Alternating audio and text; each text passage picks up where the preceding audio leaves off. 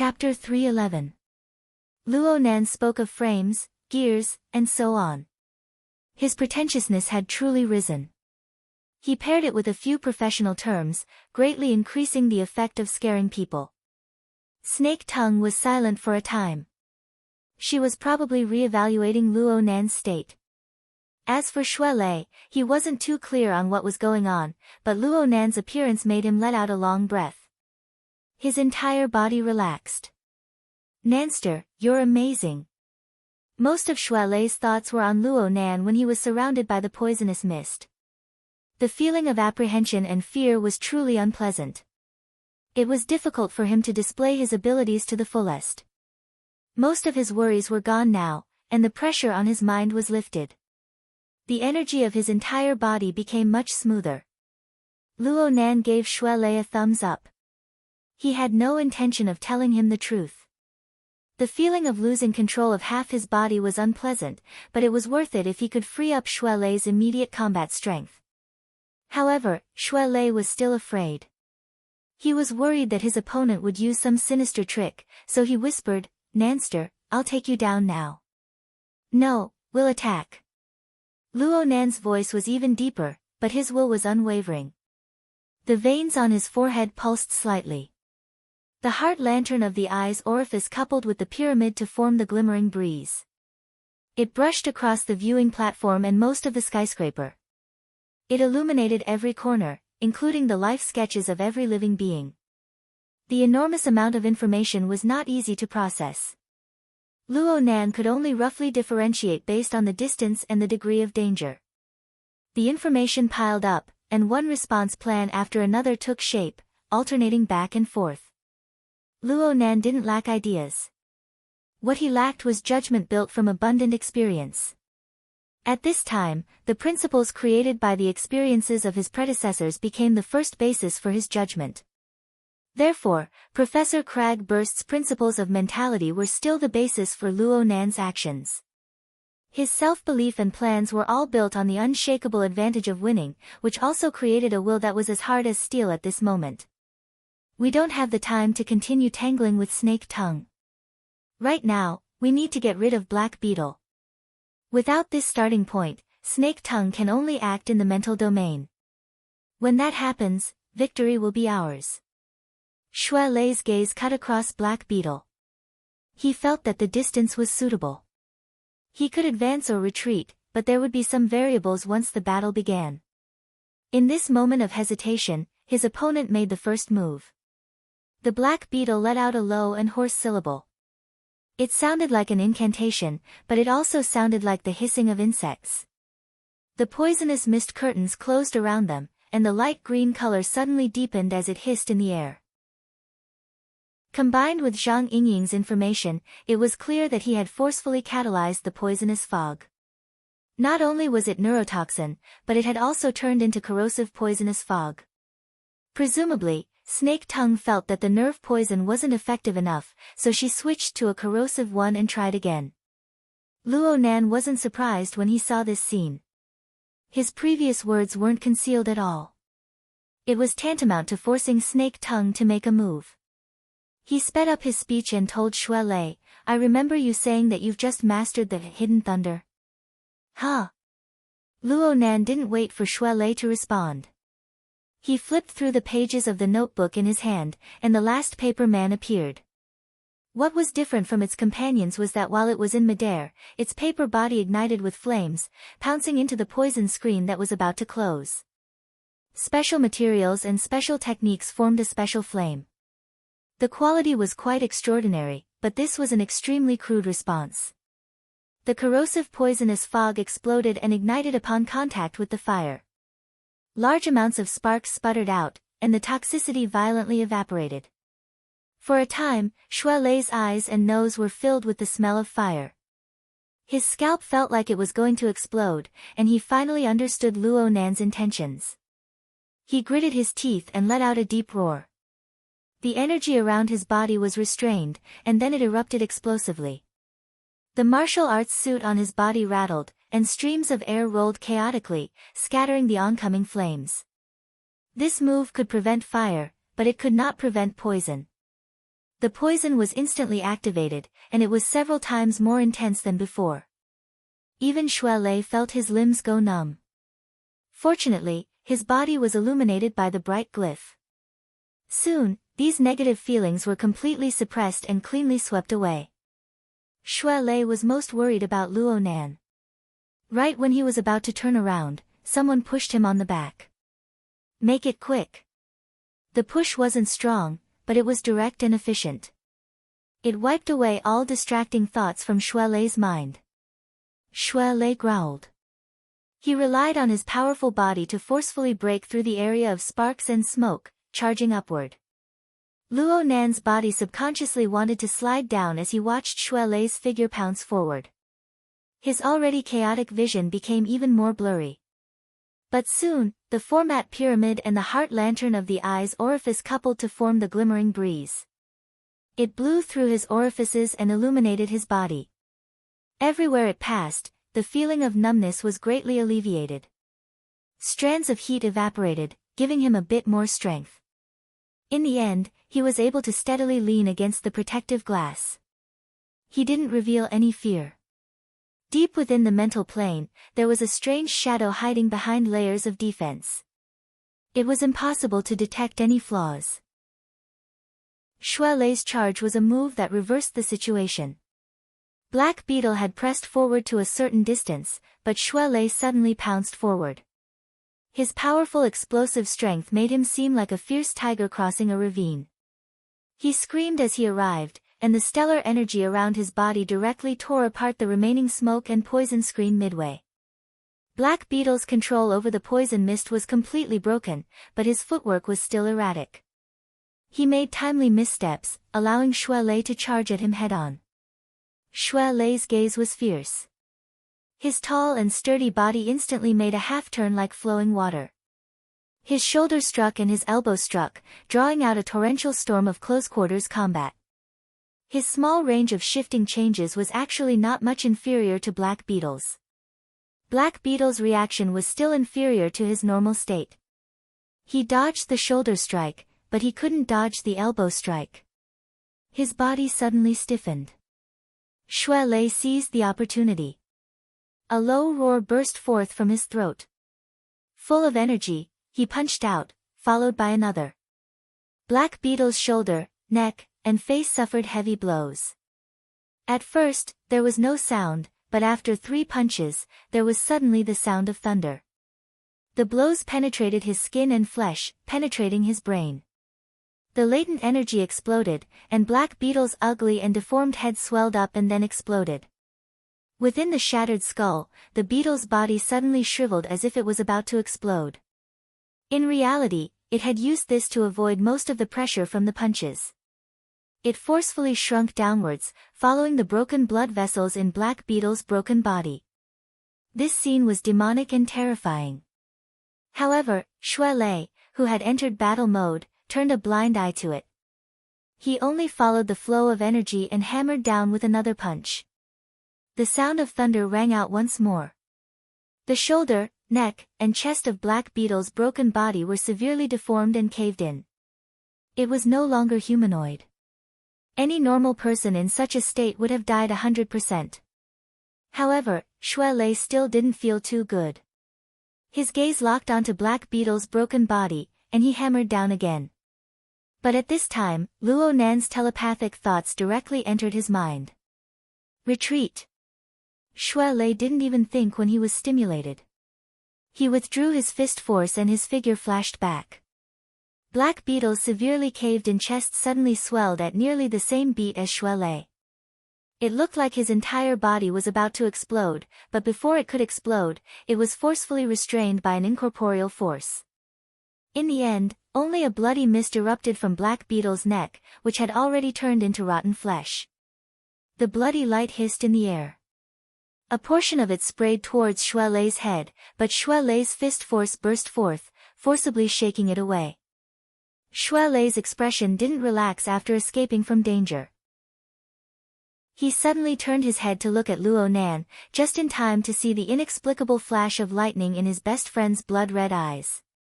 Before Xue Lei could understand what was going on, a despairing cry rang out in his ear. The ugly green-shelled beetle emerged once more from the upper half of Black Beetle's broken body. Half of its body fused into the damaged flesh, while the other half, including its head and the hard shell on its back, emitted fiery smoke. The light of flames curled upwards, faintly forming the shape of a human struggling in pain. It was Black Beetle's wraith. Perhaps Black Beetle was clear-headed at this moment, but his resentful emotions had already been reduced to the surface. His screams were filled with despair and fear. His screams were born from his current state of being neither human nor ghost. Snake tongue. Snake tongue. All of Black Beetle's vocal organs had been cleanly destroyed. His screams were actually the materialization of intense negative thoughts. They were like curses, but they were also like begging. Many thanks for your help. An extraordinarily gentle and refined voice quietly entered Black Beetle's ears like a gentle breeze. She used the airflow of the viewing platform as a musical instrument to play, and faintly discernible thoughts seeped in to produce sound. Who would have thought that this was Snake Tongue? The milder Snake Tongue's reply was, the more intense Black Beetle's reaction became. The intense emotions made the light of the flames burn even more. But no matter what, Black Beetle was just a potted plant in a flower pot of flesh and blood. No matter how it twisted and struggled, it couldn't break free. It couldn't die. It just swayed back and forth with its ruined body. The scene sent chills down one's spine. Snake Tongue didn't have the leisure to chat with a fellow whose self-awareness was about to be extinguished. Her tone grew all the more relaxed and gentle. Indeed, many thanks to Black Beetle. He allowed Lord Luo to display his strengths, and he allowed me to use this method to come into contact with Lord Luo. Shui Lei didn't really understand what Snake Tongue meant, but when he heard her tone and the change in her previous sinister methods, he instinctively felt that something was wrong. Nanster. Luo Nan leaned against the protective glass. His blood-red eyes locked onto Black Beetle. The blood that had just stopped flowed down once more, dripping from his chin onto his white coat. Soon, an eye-piercing mark appeared. Black Beetle's body had swelled to the point of explosion just now. Luo Nan had used his soul strength to forcefully interfere with Black Beetle's central gear, forcefully pressing it down. Otherwise, what sprayed out wouldn't have been a bloody mist. Instead, it would have been a standard flesh bomb. Shui Lei might not have been able to withstand it, and Luo Nan would not have been able to withstand the rapidly spreading toxins in the environment.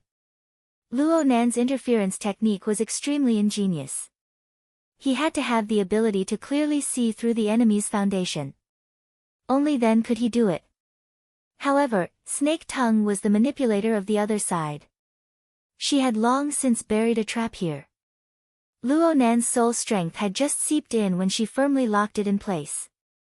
The soul strength of the two collided head-on for the first time, forming a dangerous deadlock. The flesh bomb would explode with a bang if Luo Nan shrunk back in the slightest. Move back. Luo Nan squeezed out 3 words from between his teeth. Shui Lei hesitated a bit, then he moved back. Snake Tongue borrowed the power of the wind to speak.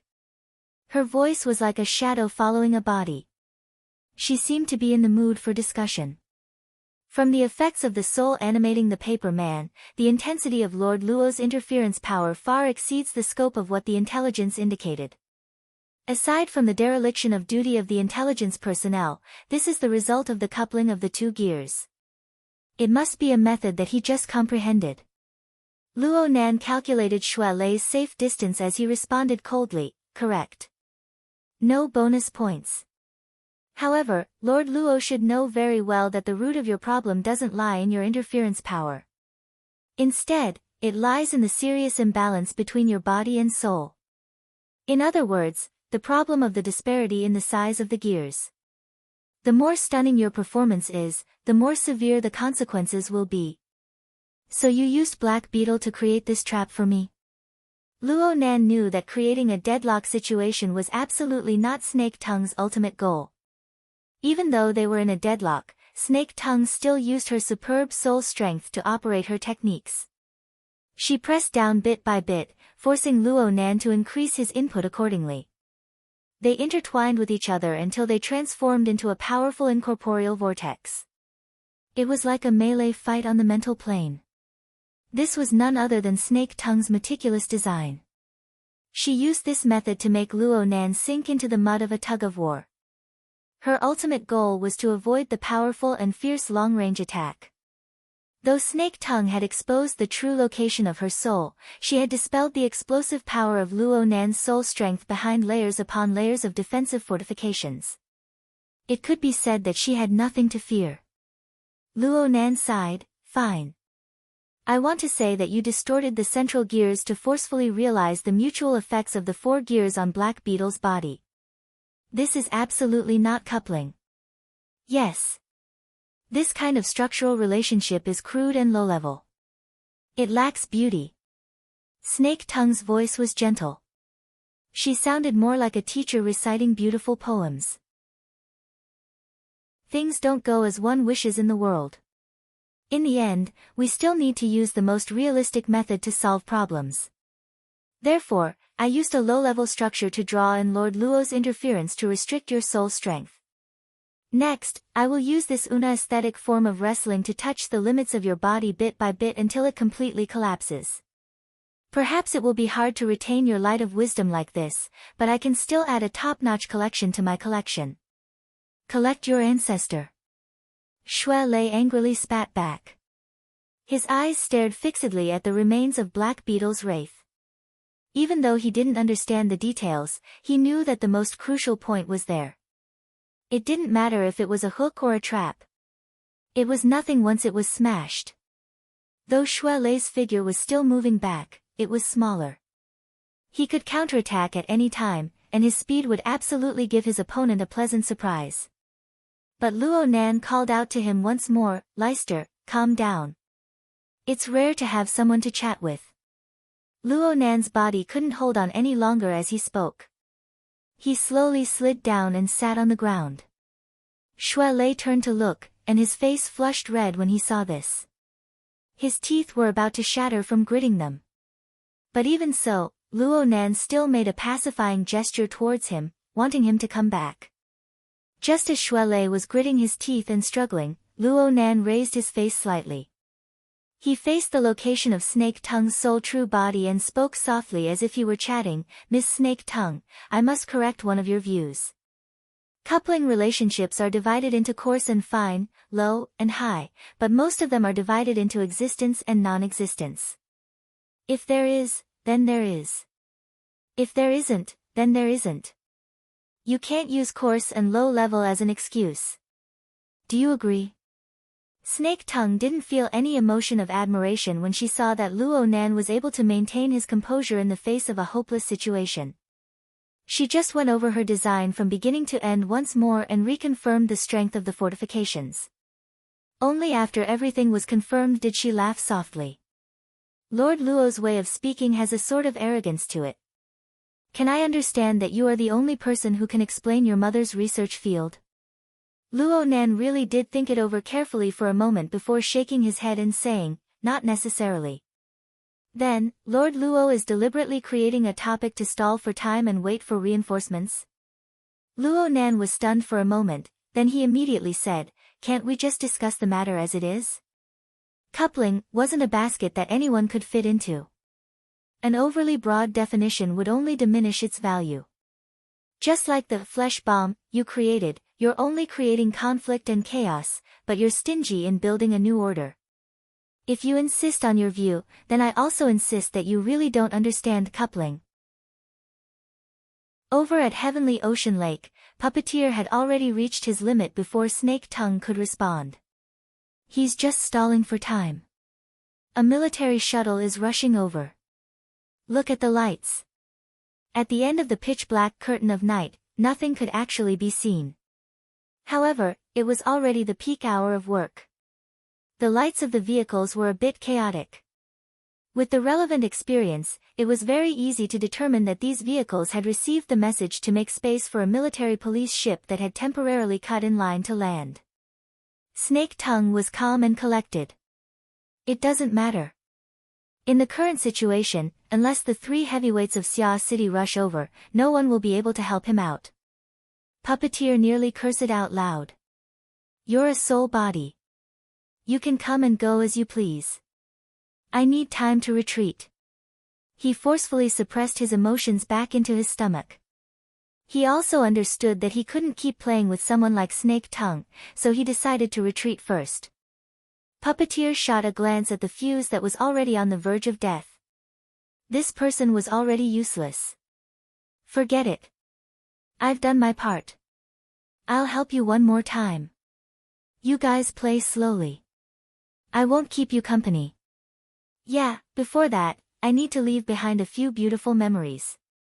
Puppeteer faced Luo Nan and Xue Lei with a smile as brilliant as the sun, revealing a mouthful of white teeth. Then he contacted Tank through his wristband, who had yet to appear. Hello, Tank. Do something that leaves a deep impression on people. Like lighting a fire or something. Luo Nan's drooping eyelids suddenly twitched twice. Xue Lei was stupefied for a moment before he suddenly came to a realization. He hastily turned his head to look at the distant wetland jungle. However, the sky had long since darkened. What could he see? Even so, it was impossible to count on the kindness of this group of people. Puppeteer continued chatting with Tank. If time is a bit tight, then just burn the top. Pay attention to destroying the fire system first. Holy crap. That fast? Okay, I'm just talking nonsense. I trust in your professional level. F***CK. Xue Lei's hair stood on end as he thought about the misfortune that the legendary building was currently suffering. He cursed loudly, Snake Tongue, you dare. Puppeteer shrugged. None of her business. This has nothing to do with me. Snake Tongue's voice was as gentle as before. However, regret is a hook buried within one's memories. It can always pull out the most moving tastes in the world. I don't mind painting my collection with a layer of tragic colors. Puppeteer cursed her inwardly for being unreasonable. His gaze behind the diving goggles swept past Xue Lei, who was practically on the verge of burning. There was also Luo Nan, who was sitting on the ground. Only his blood-red eyes faced Luo Nan, who had an expressionless face. Hiss, steady. You're pretending to be like this to purposefully disgust people, right? Fine, we'll be disgusted by each other. Puppeteer's smile grew even wider. Fine. You guys chat slowly. I'll be leaving first. Oh, thank you, Snake Tongue. You saved me the expense of a fuse. As he spoke, his thumb, which was gripping Tianxi's slender neck, rose slightly. He forcefully moved the woman's chin, forcing her to regain a bit of clarity. Emotions of fear surfaced once more within Tianxi's hazy and dazed pupils. Puppeteer smiled in satisfaction and whistled again. The water of the heavenly ocean lake rumbled, and the devil ray restlessly slapped the surface of the water. Its enormous mouth split open, and it looked at the figure above, drooling with desire. Puppeteer laughed softly, but he deliberately raised his voice. This is your reward. Drag it down and enjoy it slowly. Don't be too anxious. Let the people on every level take a look. Let our Mr. Luo have ample time to consider. His mother's work or his lover's life? Which one should he save first? Or perhaps he can't save either. Puppeteer's gaze pointed at Luo Nan once more. His gaze locked with those blood-red eyes, and he maintained a smile. His 5 fingers loosened, allowing Tianxi to fall down. The water rumbled, and the devil ray slapped its pectoral fins. It leaped up, its large mouth opened with fine teeth, and it faced the figure above. It was in this instant that Puppeteer saw the blood overflowing from Luo Nan's eyes, as well as the marks that continued to be engraved on his face. Puppeteer's heart was incomparably satisfied. His index and middle fingers, which had just been freed from the burden, streaked across Luo Nan's forehead, sending a greeting. We'll never meet again. Puppeteer gently leaped up, heading toward the dome. He was just about to cross over the frame's steel beams when he heard the muffled sound of falling into the water. The clear difference made his heart skip a beat, and he instinctively lowered his gaze. He just happened to see the devil ray unfurl its pectoral fins that exceeded 15 meters in length. It was like an enormous demonic bat as it soared into the air and landed beneath Puppeteer's feet. Why did it fly so high? Hold on. Was that the sound of water? Puppeteer's gaze shifted, and he saw a velvet skirt temporarily bulging from being soaked in the water within the undulating waves of the heavenly ocean lake. Get out of the way. Snake Tongue's unprecedented warning exploded, causing Puppeteer to shiver in shock. However, this did not hinder his instincts, which had been tempered over and over again, from forcefully shifting his position. And at nearly the same time, another deep shout exploded directly on the soul plane. Puppeteer! Puppeteer knew that he absolutely should not be distracted, but the fierce and cold blade that penetrated the depths of his soul forced Puppeteer to turn his head. He locked eyes with the blood-filled eyes in the distance. Lightning tore through the turbid blood, dazzling to the eye. Even though he was wearing diving goggles, Puppeteer still instinctively squinted his eyes. It was as if he really could see a lightning spear flickering in the night sky, heading straight for his chest. At this moment, all his instincts and tempering were annihilated in a puff of smoke under the soul-tearing attack. Puppeteer's body stiffened in the most unnatural way. The mutant devil ray's body was enormous, and its flying momentum was swift and violent. Even though Puppeteer had shifted at least 3 body lengths, it was still not enough. It was far from enough. A rain of blood sprayed out, and the sharp teeth of the devil ray's mouth latched onto Puppeteer's right arm. It was the same arm that had previously choked Tianxi. In an instant, Puppeteer's limbs were separated. Then came the impact of the pectoral fins and wings. The hidden mutated barbs directly pierced through Puppeteer's chest, piercing in along with 2 rows of ribs. The sharp pain caused him to sober up a bit. He kicked with all his might, and he actually managed to borrow some strength to fly to the side. However, the over 10-meter-long tail of the whip buzzed as it lashed out, bringing with it the sound of chains shaking. The heavy whip struck Puppeteer right in the face. His diving goggles shattered and splattered, revealing Puppeteer's bulging eyes as well as his exceptionally incredulous expression. In the blink of an eye, all of this was torn to pieces by the powerful pressure that burst forth. Only a headless and mutilated body fell straight into the heavenly ocean lake. Waves of blood came and went, and very soon, it was completely diluted. Chapter 312. After killing the previous controller in one fell swoop, the devil ray took the opportunity to sink. Its huge flat body was almost touching the surface of the water, but it did not enter the water. It only flapped its strong pectoral fins. The pectoral fins were not wings after all, and the frequency of their undulation was very slow. However, when the airflow passed through the cross-sections that looked like waves, it was affected by an amazing force and gathered layer by layer. The density of the airflow increased and became one of the sources of power, allowing the gigantic body that weighed several tons to be lifted in the air calmly. The 15-meter-wide behemoth floated above the viewing platform. It was not only spectacular, but it was also terrifying. The pool below was affected by the compressed air, and waves surged up the shore layer by layer. Tianxi, who had just fallen into the water, was also lifted up by the surging waves. She lay on the edge of the pool in a daze. On the other hand, Puppeteer, who was completely dead, was completely submerged in the ripples of water, vanishing without a trace. You can already control mutants, yet you're doing such meticulous work? Due to the impact of Puppeteer's death, at least half of Snake Tongue's attention was currently focused on the heavenly ocean lake. Actually, she could still accept the devil ray's betrayal. Puppeteer, this half-baked Puppeteer, deserved to die this way. It was just a matter of time. On the other hand, mutants with strengthened bodies were not much of a threat to her. What truly concerned Snake Tongue was Luo Nan's method of controlling the devil ray. Based on the devil ray's performance, it was able to clearly distinguish between a person who had fallen into the water. It had sent Tian-Si to the shore and let Puppeteer's corpse sink to the bottom.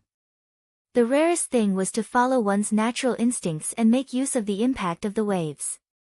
This was the consideration of the Devil Ray, not the thinking of humans. This proved one point: Luo Nan's control over the Devil Ray was to subdue it, not to manipulate it. This was an extremely high-level technique even among the puppeteers. Puppeteer had used professional techniques to bypass it, but what did Luo Nan rely on? Luo Nan must have seen Puppeteer reveal the Devil Ray. Luo Nan only acted on the spur of the moment. During this entire process, neither Puppeteer nor Snake Tongue herself noticed anything at all.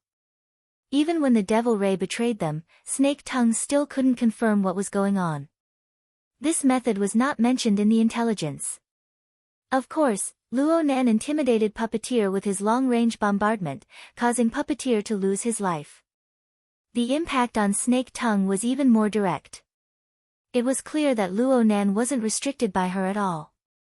What in the world was going on with her entanglement on the mental plane? This guy is like a treasury. No, an armory. Snake Tongue was completely unable to predict what this seemingly inexperienced and stubborn half-grown child would pull out in the next moment. Could formatting theory and coupling theory be a spiritual weapon production line? Due to the impact of Puppeteer's immediate death, Snake Tongue's considerations had clearly increased, to the point where she forgot for a moment that now wasn't a good time to mull over such matters. With a slight jolt, he locked onto the location of his soul body. Snake Tongue's heart sank a bit. She saw Luo Nan turn his head at the edge of the viewing platform. The lightning in his eye sockets tore apart the bloodstains and pierced through the air. It was the move he had used to deal with Puppeteer. Snake Tongue had exposed the location of her soul body for the sake of better entanglement with Luo Nan on the mental plane. She looked at Luo Nan from a distance, separated by the remains of Black Beetle's body. At the time, she was certain that Luo Nan could only struggle in the mud of soul strength. Long-range attacks would be hard to realize. She had nothing to fear. But Puppeteer used his life to remind her. His judgment was completely wrong. Snake Tongue knew that it was too late to dodge, so she relied on the fortifications to resist. Unfortunately, the tyrannical attack that he had predicted did not come. There was only a wisp of gentle wind and a beam of faint light. It was slightly warm, but it was the wind brushing against the sunlight. It was very penetrating. What's wrong? Snake Tongue had a bad feeling. On the mental plane, the creeping grass leaves and thick vines trembled noiselessly. They crisscrossed layer by layer, forming a special structure that covered the majority of the viewing platform. The complex surface structure often caused people to overlook the roots of the vines. In reality, every thick vine had a parasitic soil. Earlier, when Luo Nan had cleared the area, he had knocked down several dozen tourists. These people had been used as trash by Snake Tongue. She had planted the Nightmare Vine spell on them, interweaving their energy, blood, and soul power into a net, becoming the foundation of her fortifications. This move was similar to Puppeteer's fuse, but it was more exquisite.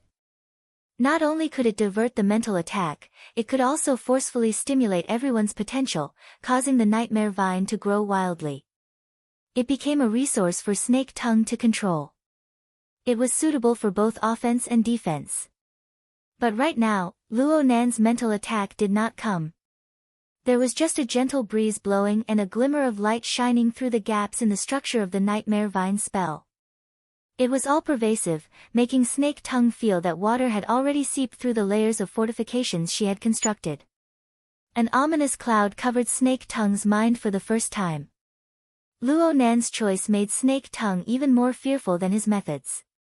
He was a young man. An eye for an eye.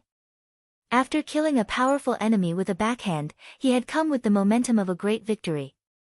He should have carried on the experience of his victory and made persistent efforts in order to achieve victory a second time. But Luo Nan did not. All the intelligence indicated that this child lacked actual combat experience. But he had performed an inconceivable transformation between hard and soft. He had used the most correct and intelligent method to see through the trap of the fortifications. It was very hard to explain this with experience or intuition. It was as certain and natural as copying a standard answer. Snake Tongue knew that if this continued, her foundation would be stripped clean. And that would undoubtedly be the time for Luo Nan's mental attack to completely tear apart her defenses. What to do? 100 thoughts flowed through Snake Tongue's mind, but they were all meaningless. This was because she could no longer see through Luo Nan. Beep! Beep! A ringing sound came from Luo Nan's wristband. This was a warning sent by the control center after the fire protection system of gear was cut off. The destruction of the tank continued. It was only a matter of time before the fire started. Luo Nan's face was as gloomy as water. Snake Tongue could feel the irritation within the soul strength that was projected over. A cold killing intent seeped out from the glimmering breeze. It was unreserved. However, Luo Nan's penetrative force was not affected. He just shifted his gaze to the sky above the heavenly ocean lake, pointing straight at the devil ray floating above the water. The sound of water surged, and the devil ray's height increased. Its pectoral fins flapped slightly, and it flew away from the sky above the heavenly ocean lake. It pressed down to the edge of the viewing platform. Luo Nan, Shui Lei, and even the remains of Black Beetle and Snake Tongue's soul body were all placed under the shadow of its flat body. Before Snake Tongue could react to what was going on, the devil ray's pectoral fins lashed out. The remains of Black Beetle in front of her were like a smashed basketball. His entire body deflated, and he was flung over 30 meters away. He only stopped when he smashed into a decorative statue on the platform. The pure power of the attack did not break the balance. Instead, it simply crushed him. Plus, Snake Tongue was distracted. She didn't react in time, and the flesh bomb didn't even explode. It was destroyed. 70 to 80% of the bones in the remains of Black Beetle's body were shattered. He was like a broken water bag, blood gushing out. His foundation was destroyed. Black Beetle's wraith was like a candle in the wind. It flickered twice, and then it was completely extinguished. Snake Tongue didn't even let out a grunt. At least half of this attack was meant to vent his anger. So what? Luo Nan controlled the Devil Ray, killed Puppeteer, destroyed Black Beetle, and grasped the initiative on the mental plane. Right now, Luo Nan was the master on the viewing platform. Everything he did was correct. The destruction of the flesh bomb meant that Snake Tongue had lost yet another bargaining chip. The situation was even worse. Looking at the entanglement of soul strength now, it was simply a self-directed, self-indulgent farce. The funniest part was that she still didn't know how Luo Nan had split his strength to control the Devil Ray, kill Puppeteer, and then attack again in the blink of an eye. Could it be that Luo Nan's soul strength was limitless? His body. How could his body possibly hold on?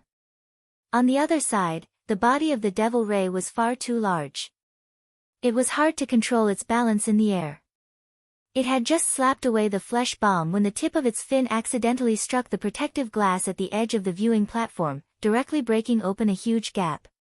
Shards swirled in the air, and some of them landed on Luo Nan and Shui Lei's heads. Shui Lei raised his head to look at the sinister bloody cavity on the Devil Ray's abdomen. He was still a bit stupefied. Luo Nan must have been nervous to see it sink bit by bit, but he didn't understand how it had reached this step. Leister, give me a hand. Luo Nan supported himself against the protective glass and slowly stood up. His legs were still weak. Shui Lei had no time to think. He rushed forward to support Luo Nan's arm. Only now did he remember to grimace in pain. Was this done by you? Relax. It's quite obedient. It was just as Luo Nan said. The Devil Ray displayed itself to be extremely docile. It seemed to have recovered some traces of its personality from before its mutation. It sank bit by bit. An incorporeal magnetic field counteracted most of the gravity, and the compressed air that flowed through its pectoral fins and wings stirred up faintly discernible ripples. It carried out fine adjustments to its posture, displaying its ability to hover at an extremely low altitude. The devil ray descended until it was only 15 centimeters from the ground. It was like a standard flight of stairs, but it was a bit too wide. Its enormous body seemed to be rippling endlessly, but not a single drop of water actually touched the ground. Only water droplets sprinkled onto the floor tiles of the platform. Luo Nan sized it up quietly, feeling the obedience and fear of this enormous creature. On a plane that the vast majority of people were unable to reach, the high imitation version of the human-faced arachnid had already fused most of its body into the devil ray's body. Incorporeal spider silk pierced through its body, penetrating and twisting nearly all of its vital organs. It turned the devil ray into a temporary parasitic target. Just like this, the devil ray still had room to struggle and resist. The problem was on an even more marvelous plane. The heavily chained crow invaded the Star River scene of Luo Nan's mental clairvoyance, locking onto the life sketches of the devil ray. It pierced through every star, weaving them into an even more abstract three-dimensional picture. Amidst the deep vibrating sound, the devil ray no longer had a domain of freedom that belonged to it from the inside out. It could only lower its head. Luo Nan extended his hand and lightly touched the side of its pectoral fins that were flipping like waves. The outside was wrapped in a layer of mucus. It was cool and smooth to the touch, but the force was not light. It jolted Luo Nan's palm numb. "You're... Nanster, don't." Chapter 313. Shui Lei's worry was justified. The smooth and soft back was not easy to stand on, and Luo Nan was very weak right now. If Shui Lei had not supported him, Luo Nan would have been swung off the moment his other foot left the ground. Luo Nan had no intention of giving up halfway. He took a deep breath, and lightning flashed in his eyes once more. The marvelous coupling power of the big and small gears penetrated through his body. It was like the stimulation of an electric shock cardiopulmonary resuscitation. The pores of his entire body opened up, and a numbing heat wrapped around him. The heat was dense and undissipated in a small circle inside and outside his body. Huh! Shui Lei was caught off guard by the feeling of electricity passing through his palm. He let go by reflex, but his reaction was top-notch. He extended his hand to support Luo Nan, but Luo Nan exerted force with his left foot, which was on the edge of the devil ray's back. He stepped out and truly stood on the flat body of the devil ray. The devil ray was not quite used to it. The amplitude of the undulations of its body suddenly increased, and Luo Nan's body involuntarily leaned forward. But under the coupling effect of the heart lantern of the eye's orifice, it shone at the right time. Lines filled with foresight were laid out. It was like an incorporeal spider web was laid out on the devil ray's back. The marvelous stickiness, the corresponding sense of balance between Luo Nan and the devil ray, rapidly increased. Luo Nan's own predictions, his control over the devil ghost fish, and the information sharing mode formed by the coupling of the large and small gears allowed Luo Nan's foresight to penetrate deep into every corner of the devil ghost fish's body. Even the changes in its emotions could be seen. His heart lantern of the eye's orifice had yet to truly reach maturity, but the changes that came from the coupling had already exceeded the limits of the heart lantern of the eye's orifice. Gym Master Xiao spoke of a heart lantern, a candle illuminating the 9 hells. Luo Nan had yet to see the 9 hells, but he was not inferior to Gym Master Xiao in the heart abyss. Aside from the separation of skin and flesh, Luo Nan and the devil ray could be said to be one body. They existed around Luo Nan's will. Under this state, Luo Nan took a step, and the force of his body leaning forward was eliminated. He swayed slightly, and he grasped balance. He seemed to be in danger, but he was actually stable. The devil ray beneath him rippled endlessly. Luo Nan thought for a bit and simply stopped moving. The vibrations of the flat body of the devil ray beneath him increased in amplitude, and Luo Nan intentionally controlled the mode. Luo Nan stepped on the rippling body and moved forward smoothly, all the way to the front of the head of the devil ray. His thoughts stirred slightly, and the 2 long fins of the devil ray flipped over. These things were originally used by the devil ray to assist in hunting. Right now, Luo Nan was using them as handrails. He borrowed strength to stand steadily atop the devil ray's enormous body. The devil ray felt a bit awkward being gripped by Luo Nan's head fins. But right now, it was intimidated by Luo Nan's gloomy thundercloud-like emotions. The actions of its enormous body were naturally influenced by those emotions. The frequency at which its pectoral fins and wings flapped increased by quite a bit. Nanster, don't be rash. Shui Lei wanted to jump up as well, but this would instantly break the balance between Luo Nan and the devil ray. It would be much more difficult to adjust. Therefore, the devil ray shook its body in a very unfriendly manner and floated up, not giving Luo Nan a chance. Shui Lei was both anxious and angry. He looked at where Luo Nan's gaze was pointing, and he saw that Luo Nan had cast his gaze toward the forest behind the curtain of darkness. How could he not know what his best friend was thinking? Shui Lei immediately said, "Hey, hey," but his mouth was clumsy at this time. He was unable to speak a reason, so he could only ask Zhang Yingying for help.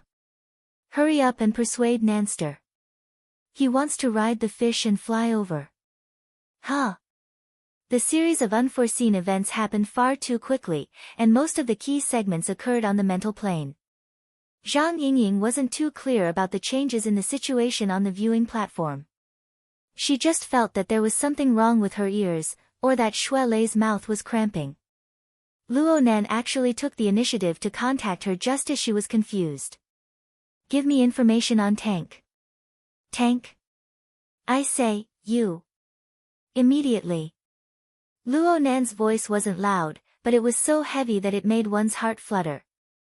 Zhang Yingying felt inexplicably weak. She mumbled, that fellow's physical qualities are excellent. His hard body skills are especially outstanding. He can temporarily increase his defensive power. That's all. Strong defensive power, huh? Luo Nan looked as if he understood something. What's going on over there? Hey, Luo Nan, you. Oops. Before Zhang Yingying could finish speaking, a terrifying deep howl rumbled over from the other side. Her heart suddenly clenched, and she felt her blood sink. Her brain went dizzy, and her entire body felt bad. She practically cut off the communication by reflex. Her body felt better this way, but when she came to her senses, she could only look at the disconnected communication display and slap her head. On the viewing platform, the devil ray rose 7 to 8 meters into the air.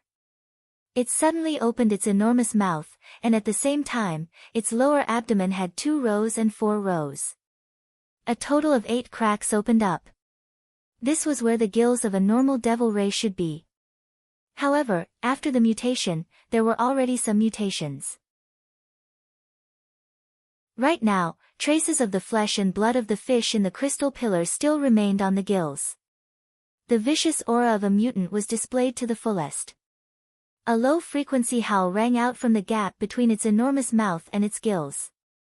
The deep howl spread in all directions under the push of the enormous sound pressure. It was like a heavy train passing by, rumbling and vibrating.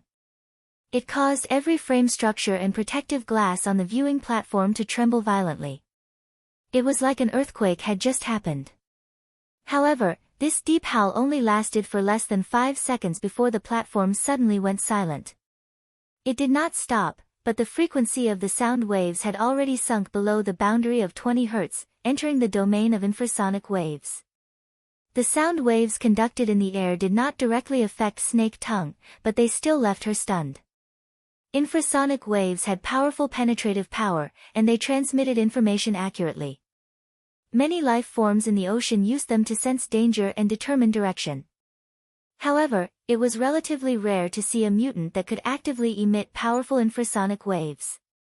In theory, the Devil Ray was an enormous mutant. Its pure fleshly strength was already close to A rank, and its fleshly body was flexible and tough. As long as it was used properly, it could use its empty cavity to emit sound. High and low frequencies were not difficult. It was understandable. The crux of the matter was how it was used. Perhaps the devil ray possessed the physical conditions to release shockingly powerful infrasound waves, but this was definitely not its innate ability. Even after it had mutated, it was still the same. Otherwise, its method of hunting for food would have undergone an astonishing change. The management of Cloud City Water Village would not have placed such a dangerous creature in the crystal pillar. In other words, after Luo Nan controlled the devil ray, he reshuffled the application of its power. How did Luo Nan do this? And what was he using infrasonic waves for? Several questions piled up one after another, merging with the ominous dark clouds in front of her. It made Snake Tongue feel worse and worse. Her train of thought was inevitably affected by the successive changes, and she began to deviate. But at this moment, a substantial psychic pressure arrived, making her mind shiver. A floating curtain was set up on the viewing platform. For the sake of making sounds, the devil ray's enormous body was nearly upright at a 90-degree angle. Even so, the muscles of its back formed a depression, providing Luo Nan with a fulcrum to maintain balance. Luo Nan held the fin in his hand. Visually, he was still a head taller than this enormous creature. Their relative height exceeded 10 meters. He looked down from high above, like a god controlling a gremlin, overlooking the location of Snake Tongue's soul body. Luo Nan's eyes were still glistening with blood, but the dazzling lightning never extinguished. A different kind of chill seeped through the splendid radiance. Snake Tongue's mind stirred, but the arrogance within her did not allow her to continue to be controlled by others. She immediately adjusted the sound of the wind and laughed softly. "Lord Luo, the winds are strong at high altitudes. You must be careful. Or perhaps you need my help in negotiating with Tank." She suddenly cut herself off halfway through her words. The high-pitched and suppressed infrasound didn't directly destroy Snake Tongue's vocal spell. But after a period of time, she adjusted it to the most suitable frequency, and a change followed. On the viewing platform, the tourists that Luo Nan had cleared out earlier still had muddled consciousnesses, but they groaned and struggled in a daze. It was as if they were having nightmares. Snake Tongue finally figured out the true target of the infrasound. The carrier of her nightmare vine spell was suffering from the impact of the infrasound, forming a dangerous resonance in the heart and lungs. Was it going to kill indiscriminately? The nightmare vine spell was built on a human carrier. If the entire group of people died, the spell would naturally dissolve and disintegrate. But Snake Tongue had analyzed Luo Nan's personality. She didn't believe that this half-grown child would have the courage to wipe out several dozen, no, hundreds and thousands of lives in one fell swoop. It must be known that the penetrative power of infrasound was very strong. If one really found the correct frequency, then the enormous sound pressure of the mutant devil ray, supported by its near-rank power, would sweep through the viewing platform. The ordinary people on the dozens of floors above and below would probably all die. But looking at Luo Nan's posture, could it be that the destruction of his mother's work had stimulated Luo Nan to the point of losing his rationality? Snake Tongue really didn't dare to confirm this as she looked at the bloody light and interweaving lightning and fire in his eyes. A second passed, or maybe even less, before she suddenly heard Luo Nan speak. "I shouldn't waste time on you, but I need to practice." Luo Nan's straightforward narration was devoid of emotion. It displayed that Luo Nan still retained his rationality, but this bit of rational strength was unable to wrap around the restless killing intent within. Snake Tongue didn't understand what he meant by practice, but she soon discovered that Luo Nan had excellent control over the infrasound, whether it was in the intensity of the sound pressure or the range of influence. Luo Nan used a technique that Snake Tongue was completely unable to understand. Separated by a layer of devil ray, he realized this precise operation. This caused several dozen people to walk on the line between life and death, but they didn't collide with the line. Soon, the effects of this technique manifested. The resonance of the heart and lungs wasn't fatal, but it caused the blood and energy of the unconscious people to roil. It affected their nervous system functions, causing all sorts of discomfort. This resulted in chaotic thoughts and a terrible unstable state of mind while they were unconscious. Snake Tongue cried out to herself that this was bad. The main functions of the fortifications formed by the Nightmare Vine spell were to divert and suck blood. The latter, in particular, required a powerful external force to stimulate the potential of the target. Then the potential was extracted to strengthen the spell. However, Luo Nan's actions had turned the blood and energy of the person into a mess. What potential was there left? One or two wasn't a big deal, but several dozen people were all like this. Even a curse master like Snake Tongue would find it hard to control them in a short amount of time. Chapter 314. Snake Tongue never expected that the situation would reverse like this. Luo Nan played a beautiful domino game. Several dozen road signs fell down from the material plane. They affected each other and formed a joint force. They inconceivably and logically affected the mental plane, warping and deforming the defensive structure of the Nightmare Vine spell.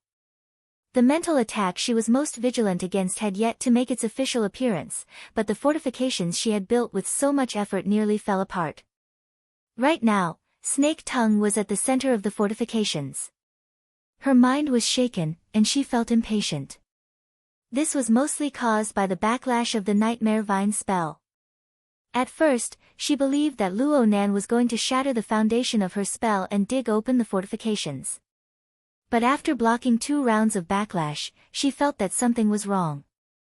Under the attack of Luo Nan's infrasonic waves, the thick vines born from the Nightmare Vine spell did not wither and become listless. Instead, it was as if they had taken stimulants.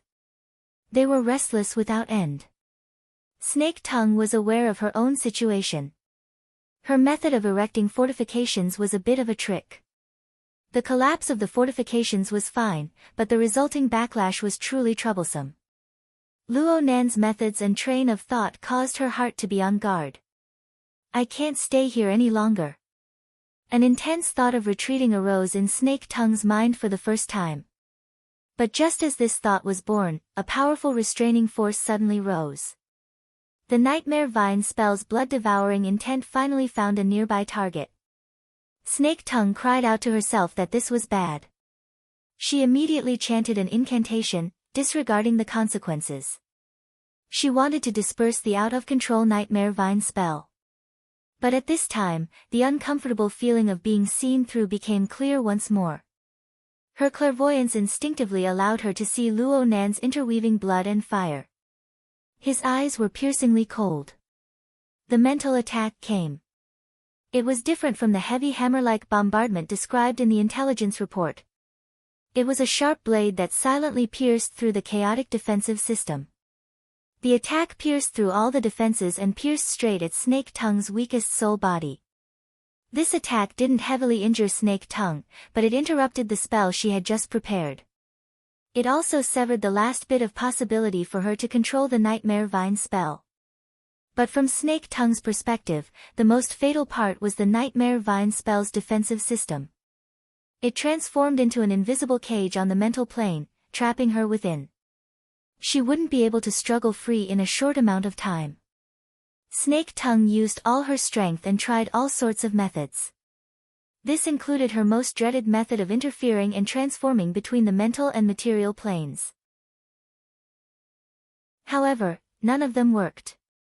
Instead, her soul body interfered too much with the material plane after a series of attempts. She gradually revealed herself. Nanster, you've gone too far. Just as Shuelei rubbed his chest and walked out from the Devil Ray's wide back, he saw a shadow appear in the open space in front of him. It was vaguely like a woman, glowing with a faint green light in the night. Upon closer inspection, that light was clearly a curtain of hair that fell to the ground. Half of it draped over the back, while the other half covered the exceptionally delicate figure of a person. Such a form was like that of a ghost or a spirit. It was so faint that its face could not be seen clearly, as if it would dissipate in the wind at any time. However, upon closer inspection, there were several tens of long strands of smoke surrounding this delicate woman. They were intertwined with each other. When they fluttered, they were like streamers of feathers, but when they were ferocious, they were like a prison cage. This is Snake Tongue. Shui Lei had guessed it, but he was still a little confused. He didn't know why this mysterious expert who had been fighting against them for a long time would suddenly appear, and in such a form at that. This wasn't the same as the ugly and sinister black beetle's mutilated body from before, okay? Snake Tongue didn't care about how she looked. Right now, there was no one else in her eyes. There was only Luo Nan. Her soul had left her body, and she had been forced to reveal herself. From her perspective, the situation had already completely collapsed. And all of this was caused by the teenager on top of the Devil Ray's head. Compared to the result, Snake Tongue was even more unable to accept the process. She didn't know at least half of the methods Luo Nan used from the moment he truly unleashed his strength. In other words, she was muddle-headed and ended up in such a state. The most absurd thing was that her and Luo Nan's soul strength were still entangled. But what was the point of this entanglement? The feeling Luo Nan gave her was that he was clearly using a single pinky finger to hook her in place. The rest of his body was casually toyed with. And this was the effect that Snake Tongue believed she could achieve. It wasn't that she had never experienced this sort of experience before, but she never thought that it would reappear on the teenager's body. This was not a reflection of strength, but a difference in insight and realm. Snake Tongue composed herself slightly. It could be said that she had suffered a crushing defeat in today's match. However, it was too early to say that she was consigned to eternal damnation. She was someone who had experienced the affairs of the world for a long time. She soon adjusted her state of mind. She no longer thought of struggling, nor did she conceal her figure. Instead, she bowed to Luo Nan, who was perched high on the Devil Ray's head, with impeccable etiquette.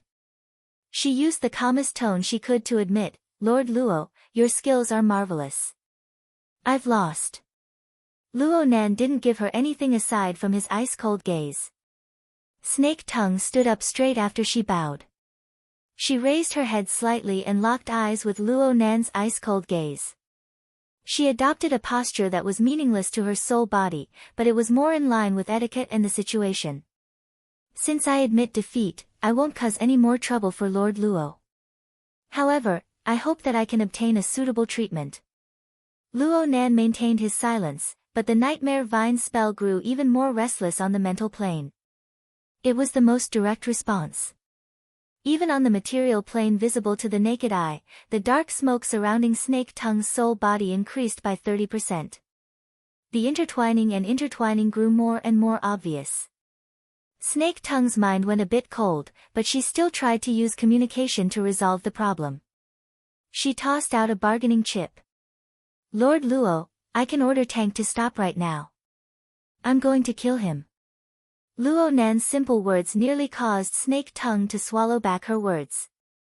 She was stifled for a second before she responded, "Lord Luo, please don't be impulsive. I want to save your mother's precious work as soon as possible. That's the most." The whistling sound of the wind crushed Snake Tongue's words to pieces. The Devil Ray began to flap its pectoral fins with force. Compressed air rumbled and flowed. Its momentum was astonishing. Just like this, it soared several meters higher. It seemed as if it would leap into the sky at any moment. Luo Nan stared at Snake Tongue from an even higher position. "You've been resisting all this time. I've already wasted 2 minutes here." Snake Tongue obviously had to resist. Even if her defeat was already decided, she wouldn't allow herself to be trampled upon. Clearly, there was an enormous disparity in their understanding of each other. She couldn't help but feel her heart sink. But at this time, she saw Luo Nan close his eyes. His eyelids were still trembling. This action allowed Snake Tongue to confirm one thing: Luo Nan was certainly extremely exhausted. That made sense. How could his body endure the continuous use of such terrifying methods? Perhaps she should continue to waste time. Just as this thought stirred, Luo Nan's eyes opened. Lightning leaped within his bloody sockets. "And you're going to continue wasting time?" The Nightmare Vine spell, which was used to devouring its master, fiercely contracted just as Luo Nan finished speaking. At the same time, the second wave of mental attacks arrived. Snake Tongue suffered a pincer attack. Her shadow fluctuated and warped, showing signs of disillusionment.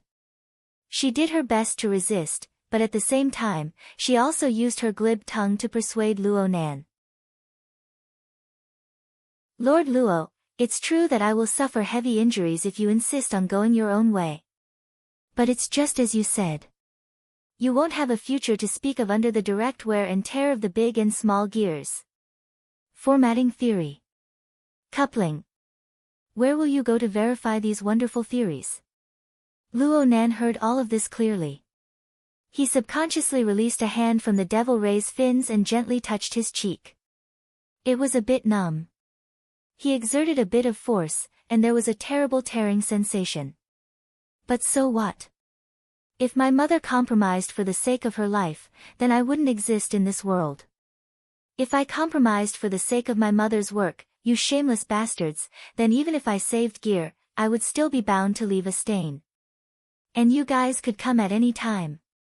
Luo Nan's voice was low and hoarse. He was practically talking to himself. This was his train of thought. Actually, he didn't know if it was right or wrong. But right now, his emotions, intellect, energy, and all the other components resonated. This was what he obtained. There was no need to fake it. Snake Tongue didn't even have the time to get angry after being labeled a shameless bastard. She saw the devil ray charge up fiercely. It let out a soundless roar, and countless vine strings were released one after another.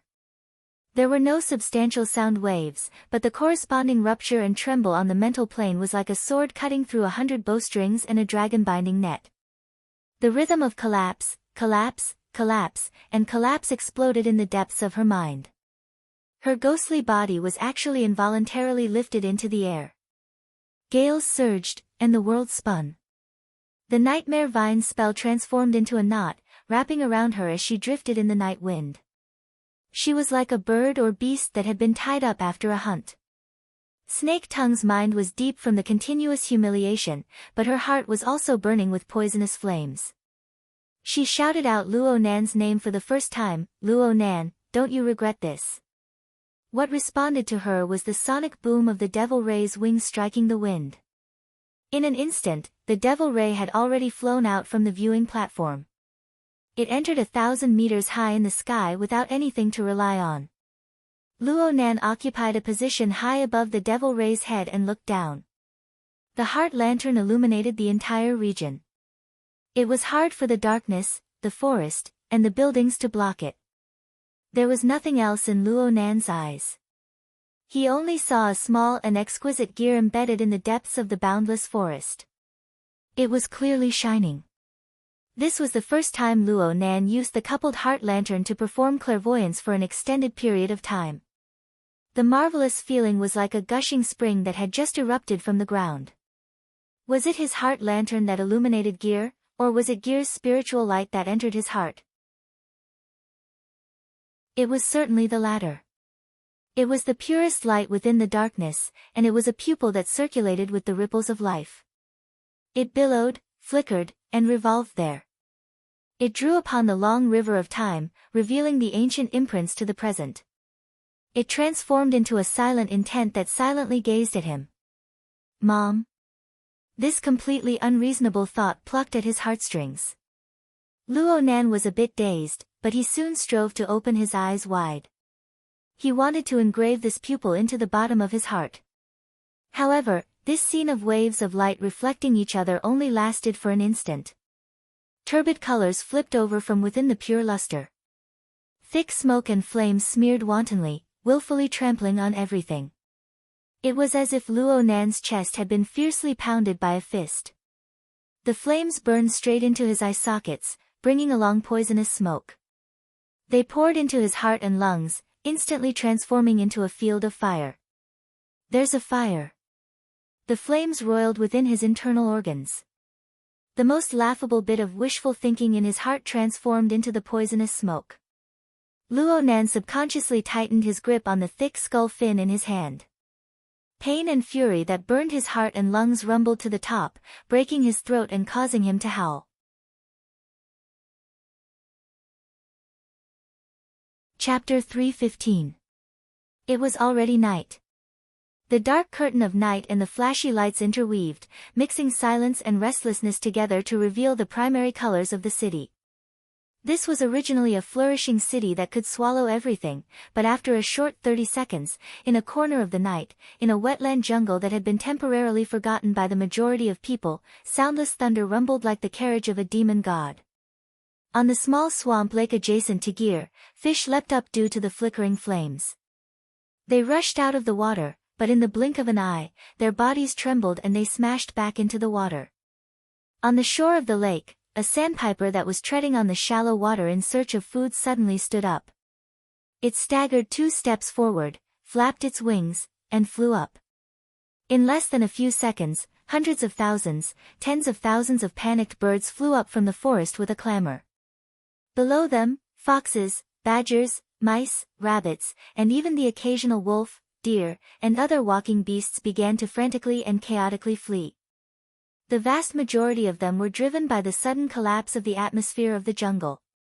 Without any destination in mind, they clashed and trampled each other. Some even directly crashed into trees and fell into the water. Screams and cries rang out incessantly. In a flash, the wetland jungle turned into a hellish cauldron. The collapse of chaos rapidly spread. In this chaotic background, Gear leaned against the side of the jungle. Amidst the clanging sounds, a sturdy figure smashed through the window of the second floor. He jumped out and rolled on the ground. Without stopping, he madly ran with all his might, smashing into the depths of the jungle. An invisible and soundless shockwave covered an area of several hundred meters around Gear. Along the way, the forest was littered with dead birds and beasts. Most of them had no external injuries. Their distorted postures made one's heart palpitate. The damage of infrasound was mainly caused by resonance with the natural vibration frequencies of the brain, chest, and abdomen. This caused the nervous system to be in disorder, and the organs to distort and rupture. They could die extremely quickly, or they could die extremely miserably. Witnessing this scene, Tank, who had always regarded himself as valiant, felt a chill run down his spine. His feet ran even faster, and he charged forward in a straight line. He had to rush out of this domain of death in the shortest amount of time possible. As he madly ran, he issued a low roar from his throat. His organs squirmed, and the power of his blood and energy gurgled. With his many years of cultivation, he roused his blood and energy to form a thunderous sound. It formed its own pattern to resist the infrasound. The infrasonic waves that were forcefully suppressed came without a trace. Even though he reacted quickly, the first wave still impacted him quite a bit. Then, he had to forcefully stimulate his lungs to resist the resonance. The feeling was not pleasant, and his internal injuries were also accumulating. What's more, a profound cultivation could control the internal organs, but not the brain. Even with the thunderous defense, it was only temporary. Therefore, he could only step on the mud and water with an ashen face. Like a bear, he crashed into trees and snapped branches as he fled. He didn't dare to think of anything else. Hundreds of meters into the depths of the jungle, his body suddenly relaxed, and the invisible sound pressure finally disappeared. The Tank ran for another distance before he dared to stop the thundering sound in his internal organs. However, he could not help but have blood rush up his throat, and his entire mouth was filled with a fishy smell. He spat out a mouthful of bloody foam and used the internal communications channel to contact Puppeteer. Naturally, no one responded. There was also the mysterious snake tongue. He had pulled out a mental connection, but there was no news of her either. This made Tank's mood even worse. At this moment, a communication request came from another line. Yuan Fei. This fellow was already under house arrest. It wasn't easy to make a call, but Tank didn't appreciate it at all. He roared as soon as the call connected, "What the hell is going on? Didn't you say this kid has no background? What the hell is a directional infrasonic weapon?" Yuan Fei's voice came back from the other side, "Are you out of your mind?" "Out of your mind, my ass." Tank had just walked the line between life and death, and his brain had been messed up by the infrasonic waves. Right now, Tank would bite anyone he saw. Who cared who they were? He blabbered, "You motherf asterisk cur, you on. You even scam your own people. I won't even give you a second glance even if you deliver your ass to my doorstep in the future. You really are out of your mind." Yuan Fei's voice remained calm. In Xia City, only the permanent fortifications at the edge of the wilderness are equipped with infrasonic arrays. Do you want the entire city to die with you by killing you from several hundred kilometers away? Pingjiang District, Acumen College, North Shore Jungle. Look at the way the animals die. I nearly ended up like them. Tank wanted to roar again, but he couldn't help but cough twice in his throat. He forcefully suppressed another mouthful of blood. He had no choice but to lower his voice by an octave, but he still gnashed his teeth in anger. Also, I'll give you a piece of news. The operation team has no more credibility. Puppeteer and Snake Tongue were alive and kicking just a moment ago, torturing and extorting a confession. But in the blink of an eye, they died who knows where. Either the Xia City branch's experts have arrived, or that kid is too deep. Let me emphasize it to you a few more times. Directional infrasonic weapon. Directional infrasonic weapon. Fuck. Yuan Fei was silent for a moment before he said, "I will notify Secretary General Gong." Tank roared a few times, and his boiling brain finally calmed down a bit. He also knew that shouting was meaningless, so he said hatefully, "Now that things have come to this, there's nothing more to say. I will evacuate according to Plan C. Directly leave the city. Motherf asterisk cur. Only the military has the ability to use an infrasonic weapon of mass destruction, okay? If I don't leave the city, am I supposed to wait to be a target?" Tank walked forward again. He was probably quite a distance away from gear. There was finally a bit of the aura of life here. Birds and beasts were scurrying about in panic. It was chaotic. The chaotic vitality was still vitality. It was somewhat comforting. He spat out a breath and determined his direction. He prepared to enter the dormitory area of South Bank School. No matter how deranged the military was, it was impossible for them to smash infrasonic waves into that area. Yuan Fei's voice continued to enter his ears, confirm that all communication records have been sent to the cloud, and then destroy the terminal equipment. Tank sneered. He was just about to speak when his heart suddenly trembled. It was as if an invisible hand had directly stabbed into his heart and forcefully closed it. Tank gaped, but the words that were already in his throat completely collapsed.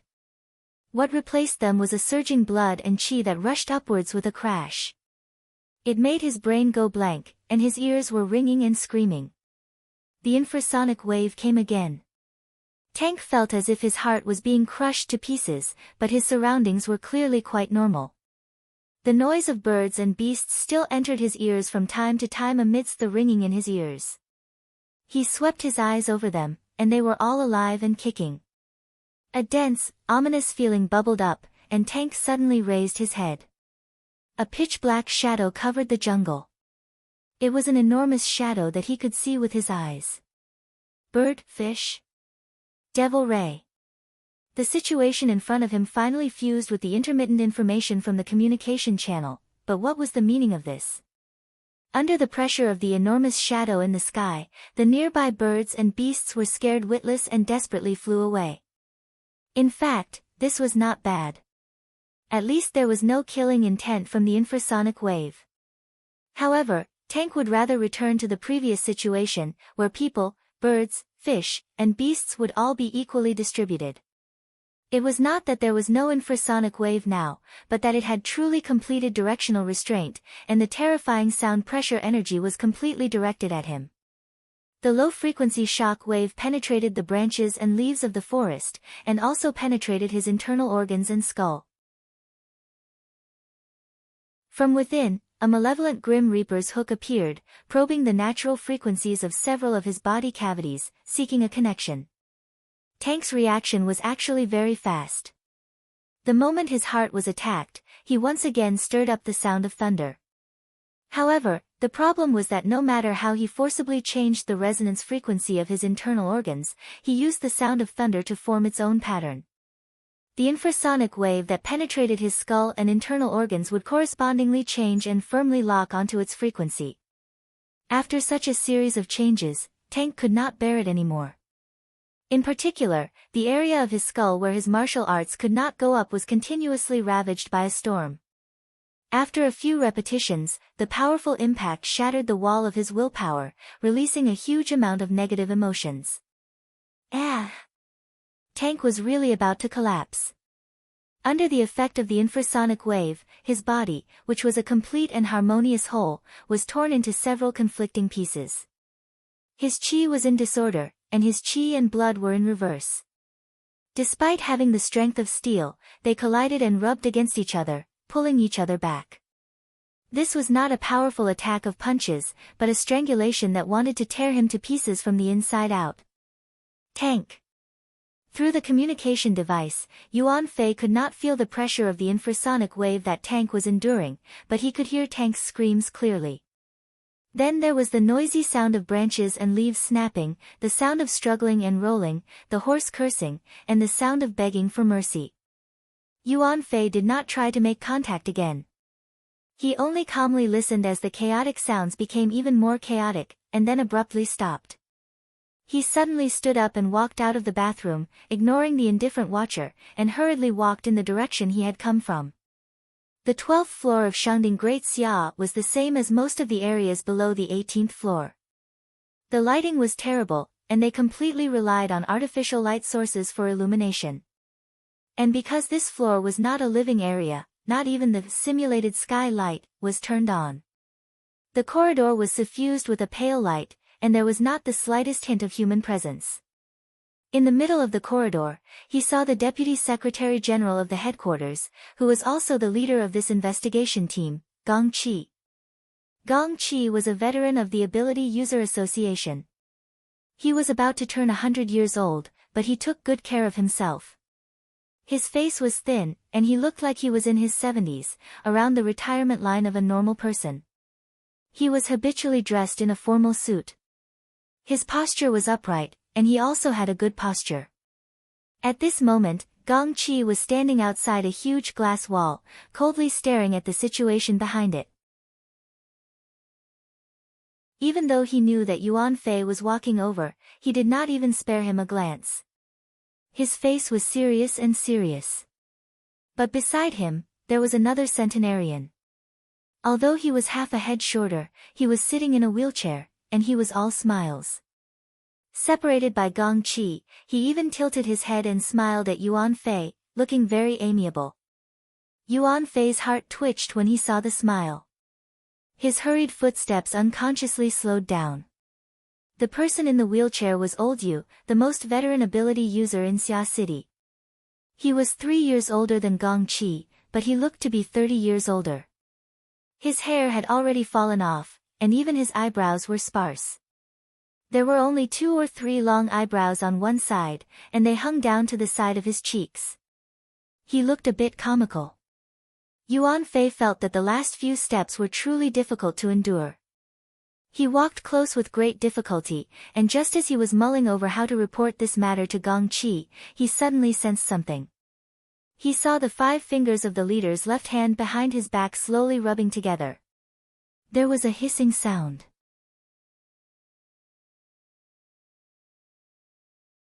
Chapter 316. Gong Qi was one of the first powerhouses to step into the realm of extraordinary in the Ability User Association. He was able to guess the outcome of the investigation team's operation from Yuan Fei's pace.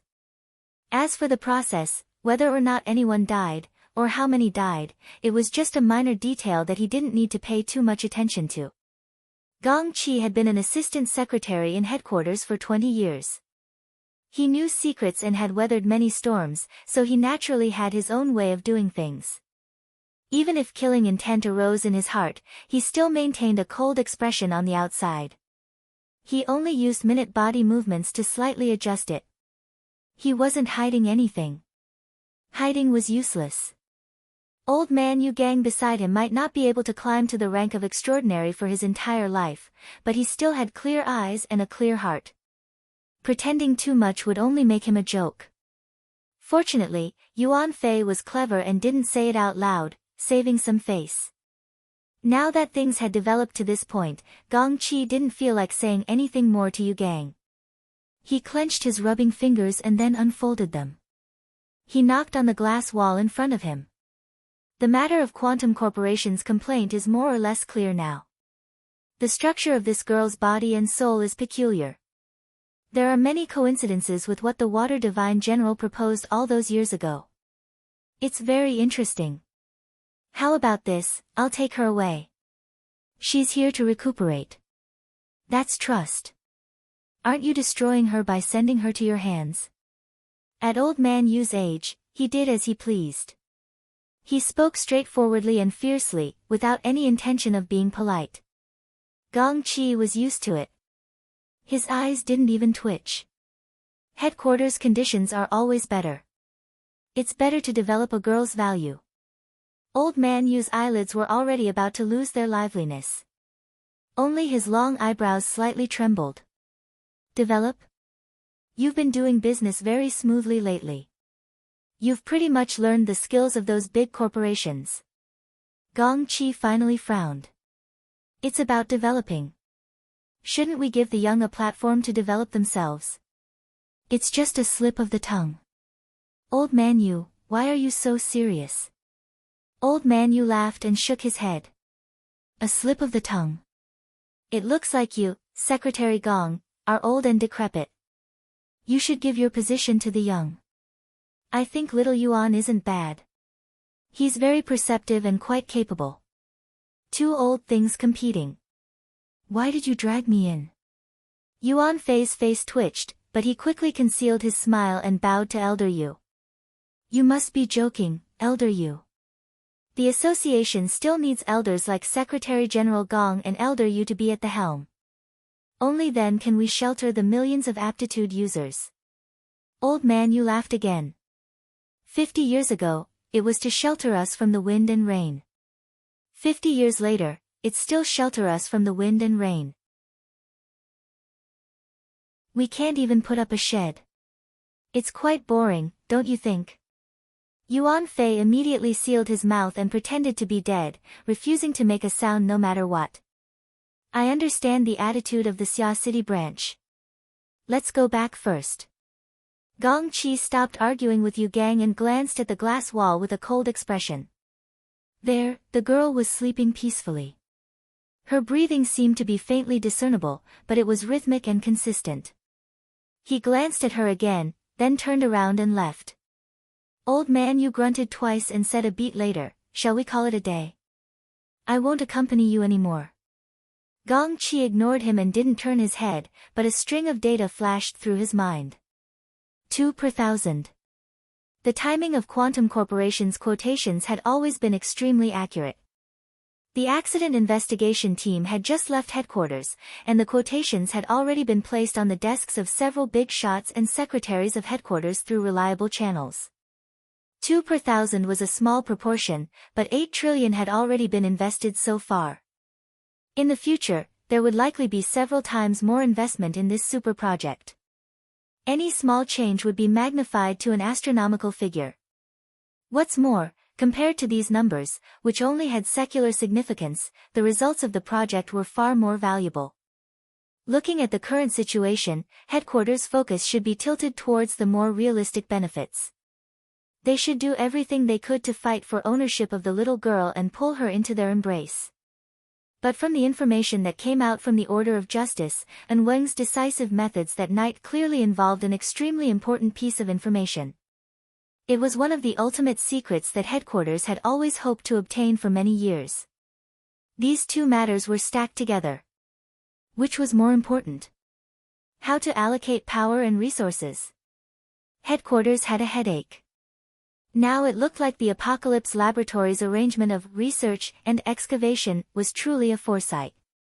But when things came to a head, who wouldn't want to have the best of both worlds? Gong Qi returned to his temporary residence and sat on the sofa, muttering to himself in silence. On the other side, Yuan Fei cautiously stepped forward. He still wanted to think of a few words to say, but Gong Qi was unwilling to speak with him. He said, "Leave the operation records. You may leave." Yuan Fei let out a secret sigh of relief. Fortunately, he had seized the time to tidy things up a bit, so he wouldn't be caught blindly. He bowed and left the room. Gong Qi swept his eyes over the records. Even though he had done a preliminary combing, there were still not many valuable things inside. Headquarters had used some method to temporarily destroy the psychic wave network's functions. Correspondingly, the Xia City branch had interfered with headquarters communication lines. It was already very difficult to ensure the operation team's internal communication. The corresponding data uploading was a bit delayed. Right now, he could only see the part where Puppeteer seized the hostage and threatened him, as well as a few words from Tank at the end. The most crucial part was blank. It could also be seen that the situation had taken a sudden turn for the worse. The situation had collapsed in an extremely short amount of time. From Gong Qi's point of view, Puppeteer, Tank, and especially Snake Tongue had strength. They were quite shrewd. How could they be swept clean in a few minutes? It didn't seem like the Xia City branch's reinforcements had arrived. At the very least, judging from Tank's shouting before his death, it was unlikely that the Xia City branch would be so ruthless. Was it really as Tank said? Was it really the military who made a move and used a directional infrasonic weapon? This toy might be very effective against Puppeteer and Tank, but Snake Tongue had come in soul form. What use would it be? Furthermore, as far as he knew, Snake Tongue was still alive and well. There was definitely something strange going on here. Gong Qi slowly rubbed his fingers. As a leader, he shouldn't have paid too much attention to these minor details. Otherwise, why would he need people like Yuan Fei and the others? The problem was that he was now involved in this matter, and the order of justice was racing against time. If he missed this opportunity, he would be held accountable for it. Those old fellows who had worked with him for so many years would probably be more than happy to throw the blame on his head. One less person, one more mouthful of rice. What a simple truth. The strength of rubbing his fingers increased a bit. Gong Qi closed his eyes amidst the low hissing sounds. He seemed to be deep in thought, but he also seemed to be dozing off. Approximately 5 minutes later, his eyes faintly opened. His thoughts were like smoke, dissolving into the void and sinking into the depths of the mental plane. Before he could finish, 2 thoughts suddenly cut through the air. One was as tight as a heavenly net, and the other was as tyrannical as a towering cliff. The former sealed and imprisoned all thoughts, but the latter, intentionally or unintentionally, suppressed the lofty momentum and made slight contact with Gong Qi's divine will.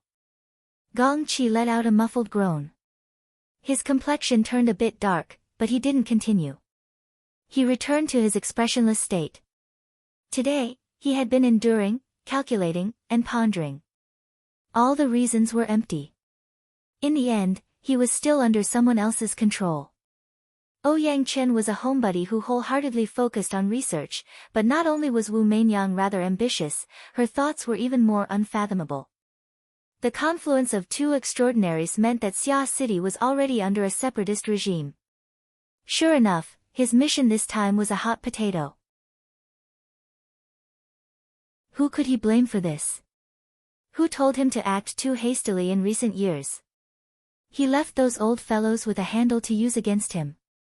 He was old, and time waited for no one.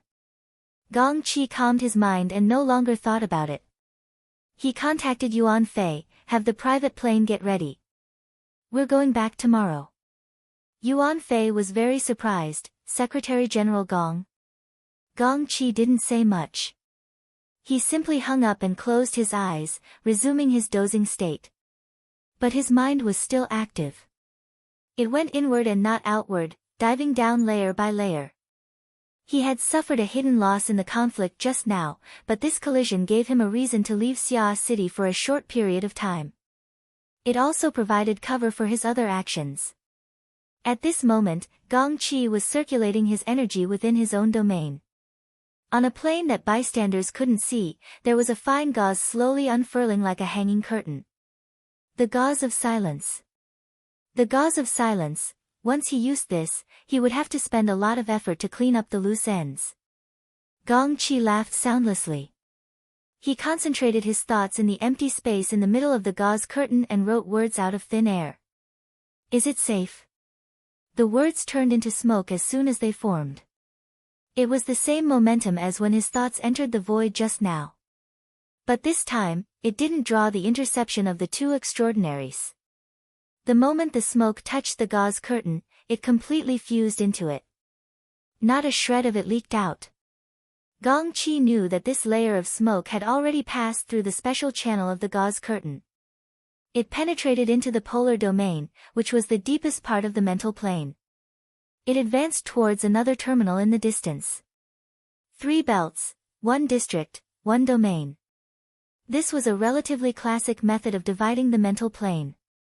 The polar domain was located in the deepest part of the mental plane. Its name had the meaning of limit. It was deep and boundless. Even extraordinaries would find it hard to sense even the tiniest bit of information within without prior preparation. What's more, a medium like the gauze of silence was marvelous beyond compare. Gong Qi was quite confident that he could hide it from the attention of two extraordinaries. He quietly waited. 2 minutes passed, and suddenly a wisp of smoke turned into a diagram that seemed to be connected yet not connected.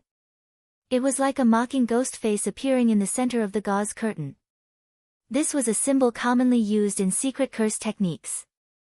It had the meaning of ambushing and plotting, but the image of the diagram itself was perhaps more suited to the mood of the person on the other side.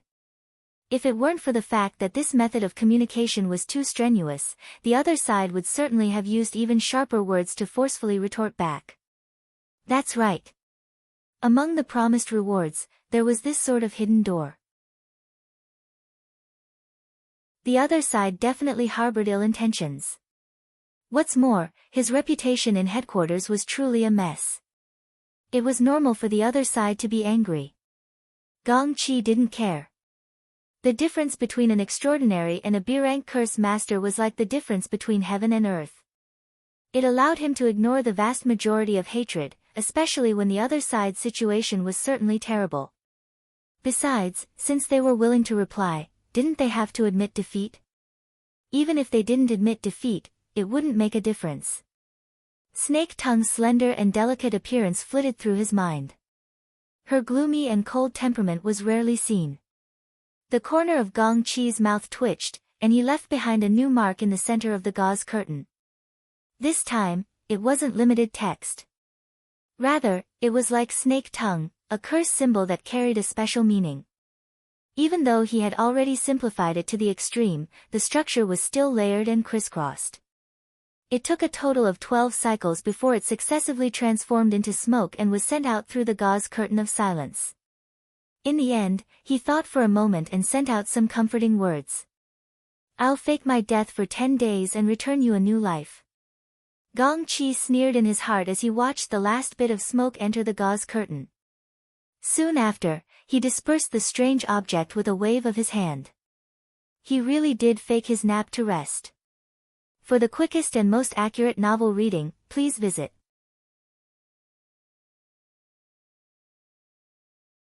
Chapter 317. Huff. Huff. I'm dead tired. Papercut sprinted madly all the way into the swamp jungle. His slightly plump body appeared even more sluggish. This damned Acumen College. Flying cars were completely banned. Forcibly entering the system would shut down the car, and he was chased by the school's security. He didn't have a smooth journey this entire time. Originally, he was rushing to Ocean Sky Cloud City to provide assistance. He was already in the elevator when he received news that Luo Nan was riding a fish and flying toward Acumen College. He could only turn around and give chase. He ran to the North Shore jungle with great difficulty, but the red alert that had been pressing the entire way had fallen to the normal level. This meant that the emergency situation was over. He was only here to clean up the mess. However, it seemed that cleaning up would be quite difficult. Papercut grinned the moment he entered the jungle. This place had truly exploded. Birds and beasts fled in chaos. Feces and urine flowed everywhere, and the bitter aura of death that assaulted his face nearly made him stumble. He couldn't see too clearly in the darkness, but he could see the corpses of birds and beasts everywhere. This would probably make the nearby ecological research institutes cry themselves to death. But none of this could compare to the large flying fish that danced and spiraled in the air above the jungle, spitting water from its mouth. It was even more shocking and bewildering. A mutant devil ray. Papercut knew about this thing. He had specifically run over to take a look when it was moved to the crystal pillar of Ocean Sky Cloud City. But no one told him that this thing could be used as a firefighting helicopter. He held his neck high, his eyes hurting from looking at it. Watch where you're going. You're going to crash into a tree. A cold voice rang in his ear, scaring Papercut. Luckily, he quickly recognized the other's voice, especially the extremely eye-catching red jacket in the darkness. Red Fox, you're here. 5 minutes earlier than you. Papercut sighed, you caught up to me. I came here for nothing. Is there anything else you need help with? Help? Yes, put out the fire. But do you have the lung capacity of that fish? I'm saying. Red Fox's face couldn't be seen clearly in the darkness, but the mocking intent was very clear. This was his usual style. As for the investigation team, they're just clowns. Their corpses are strewn on the ground. They're just short of being turned into ashes. If I go over now, what else can I do but shout long live that person? Oh yes, the Emperor of Acting Tough is rebroadcasting again. Xiaowei Channel 3, have you seen it? Papercut finally discovered that this new friend of his had some emotional issues. Before the incident at Frost River Reality, the two of them could only be considered acquaintances nodding at each other. However, they had stood on the same side many times during that operation. Regardless of whether it was correct or not, they had become familiar with each other. After that, they drank 2 more times and established a friendship. Papercut knew that Red Fox had a stubborn temperament. When he saw things, he would go to the extreme. The more he held it in, the worse it would get. Papercut rubbed his forehead and laughed foolishly, wiping off his sweaty hands. What did Boss Luo do this time? A bunch of people rushed over in a hurry, and they all became funeral arrangements. Hey, look at my mouth. Just as he was about to say something, he heard the Red Fox sneer, that's right, it's to take care of the aftermath. As he spoke, Red Fox raised his chin, indicating for Papercut to look to the side. Papercut had actually seen the corpse over there a long time ago. He was able to deduce that it was Tank, a member of Headquarters' Accident Investigation Team. He was famous for being a hard body expert. There were hundreds of thousands of ability users in the world. Those who could make a name for themselves were not ordinary people. But now, this rather famous character had died a violent death in the swamp jungle.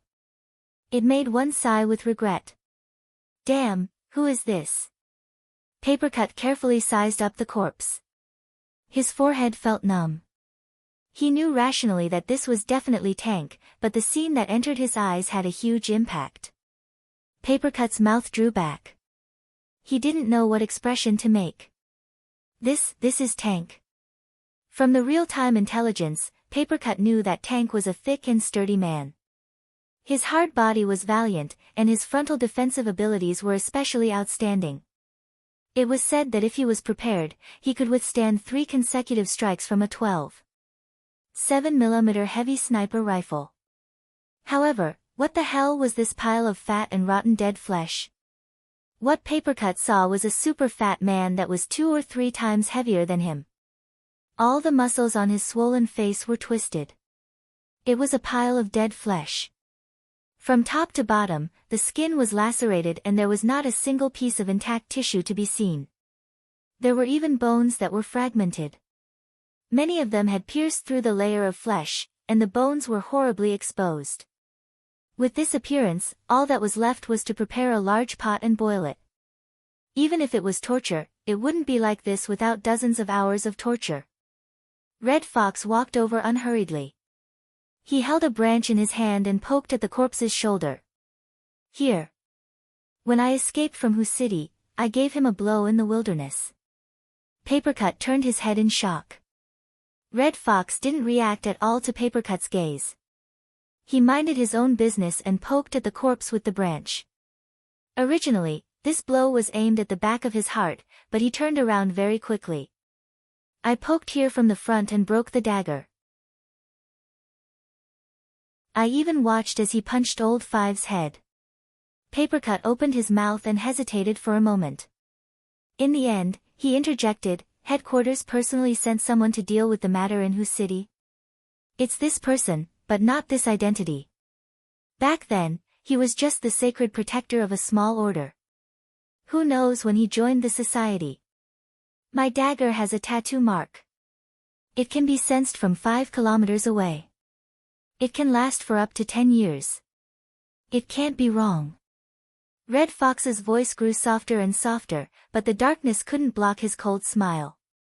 I originally wanted to seize the opportunity to strike again from here. Now, it seems that the difficulty has been greatly reduced.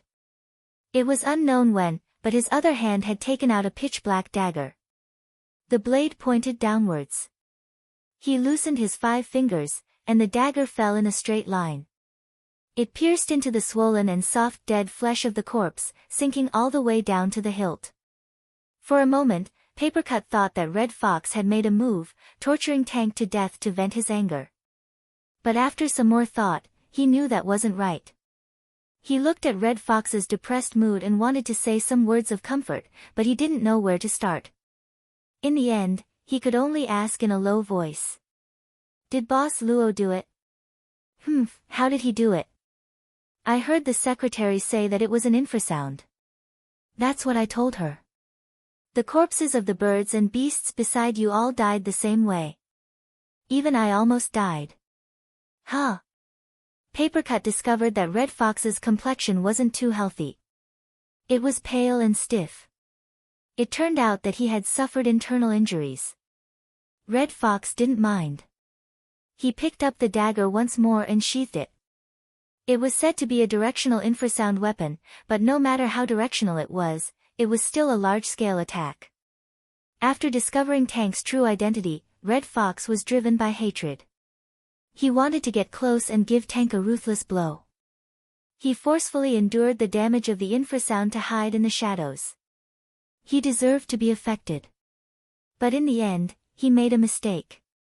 Papercut had a faint guess, but it wasn't good to speak of such things in the open. He could only scratch his head and point at Tank's swollen corpse.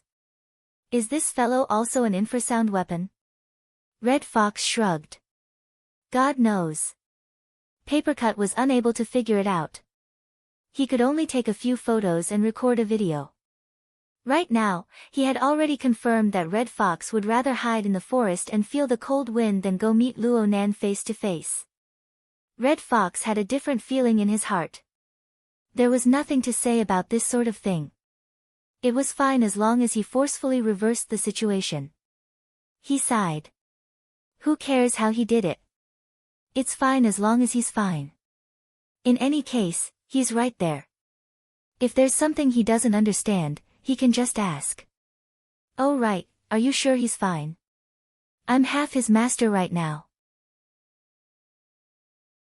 Do you want him to apologize to you? Get lost." Red Fox flung his hands, wanting to leave, but he was forcefully pulled back by Papercut. "Don't. I heard that the kid got himself into a state of serious injuries. His eyes are about to go blind. I don't know a thing about emergency treatment. If you don't help, then I can only use paper ash to paste it. You go paste it. It's none of my business. Let's go, let's go." "Hey, that devil ray doesn't eat people, right?" "Who knows? Would you eat it if I gave you an infrasound?" Holy crap. The two pulled and pulled, but in the end, they still headed in the direction of Gear. When they entered the interior of gear, the devil ray in the sky didn't eat them, nor did it give them an infrasound. It turned a complete blind eye to them. It just sucked in water from the small lake next to gear, turning it into a water cannon that smashed into the ignition point upstairs. The so-called water cannon was a true artillery shell made of water. The devil ray went through the special effects of its oral cavity and cheek cavity to condense a large amount of lake water into an extremely solid ball of water.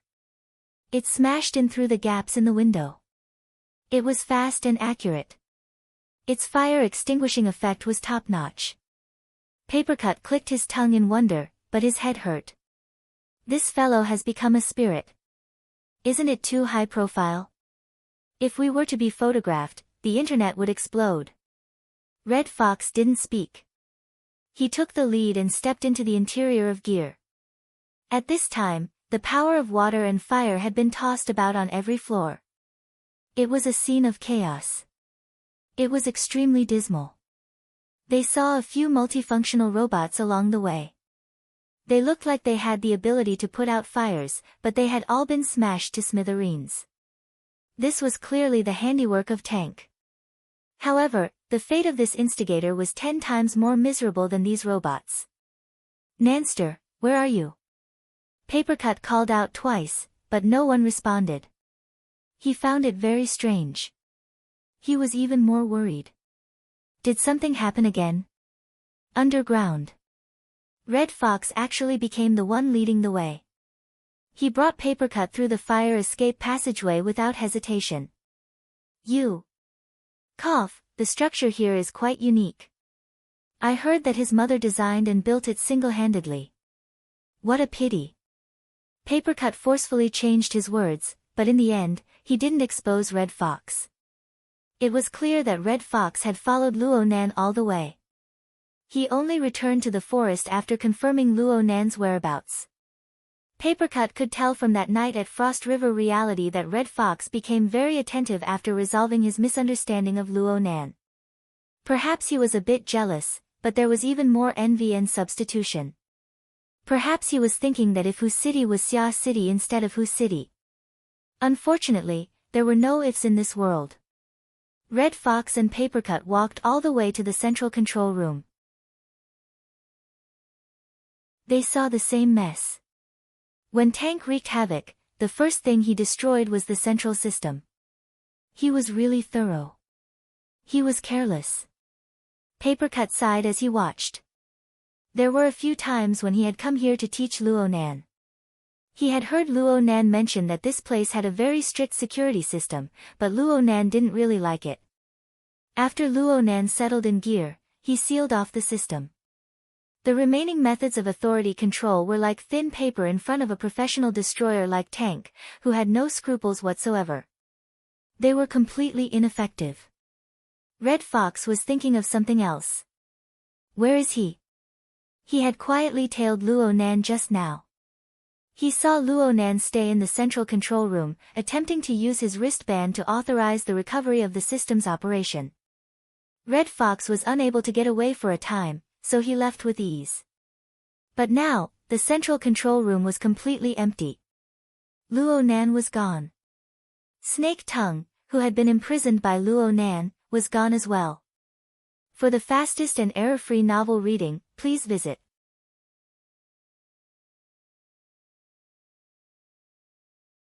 Chapter 318. Papercut's gaze circled the central control room. Nanster isn't here. He walked into the room as he spoke, but he was stopped by Red Fox just as he took a step. Wait a moment.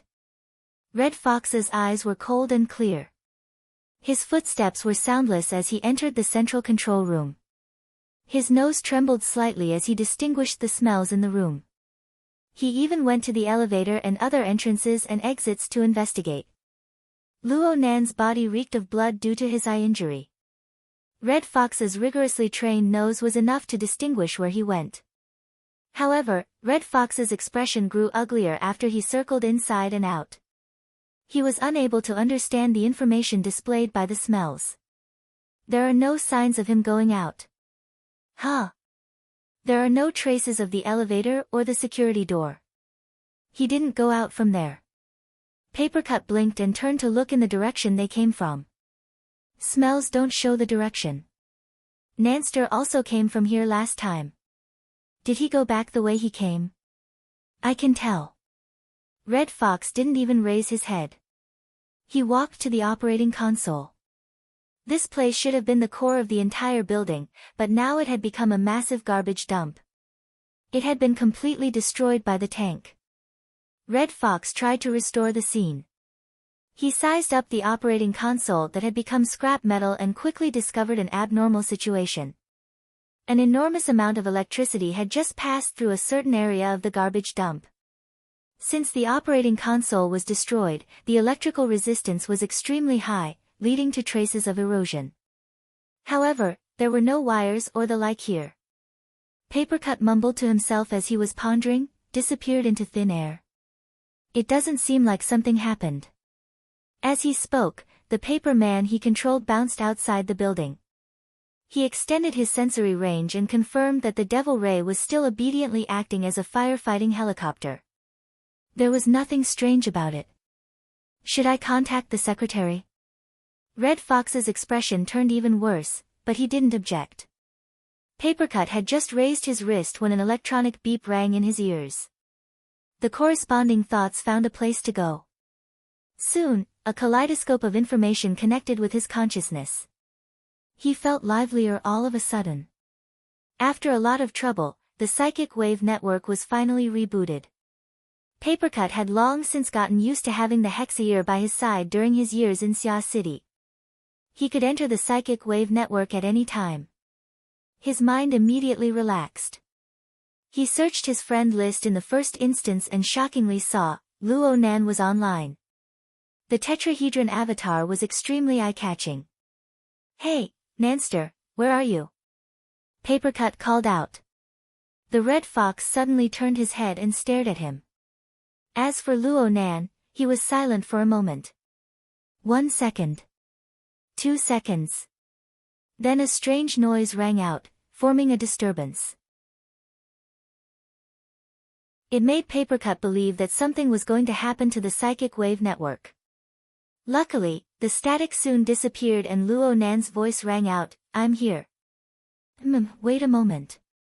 These words sounded a bit hoarse and floaty. Papercut was stunned when he heard them. He hurriedly asked, are you okay? It's fine. Luo Nan responded in a hoarse voice. She could feel that there was a bit of a problem with his mood. Red Fox couldn't stand this sort of pointless conversation. He also connected to the psychic wave network and bluntly asked, what about Snake Tongue? Suicide. Red Fox and Papercut looked at each other. Luo Nan had no intention of explaining further. He asked them in reply, you guys are in the central control room. Everything is fine over there, right? It's alright. Before he finished speaking, another person requested to be connected to the call, and it wasn't just one person, but several people.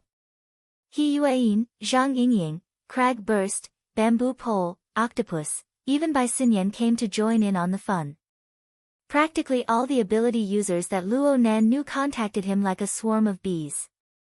Luo Nan never expected that he would have this sort of popularity.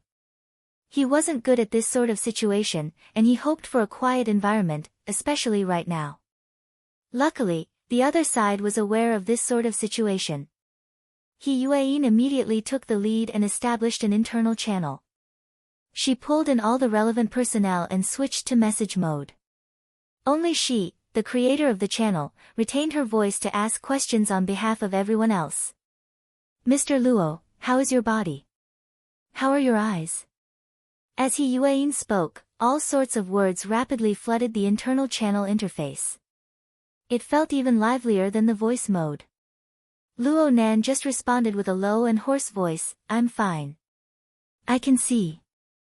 Mr. Luo, I don't recommend that you stay in gear for too long.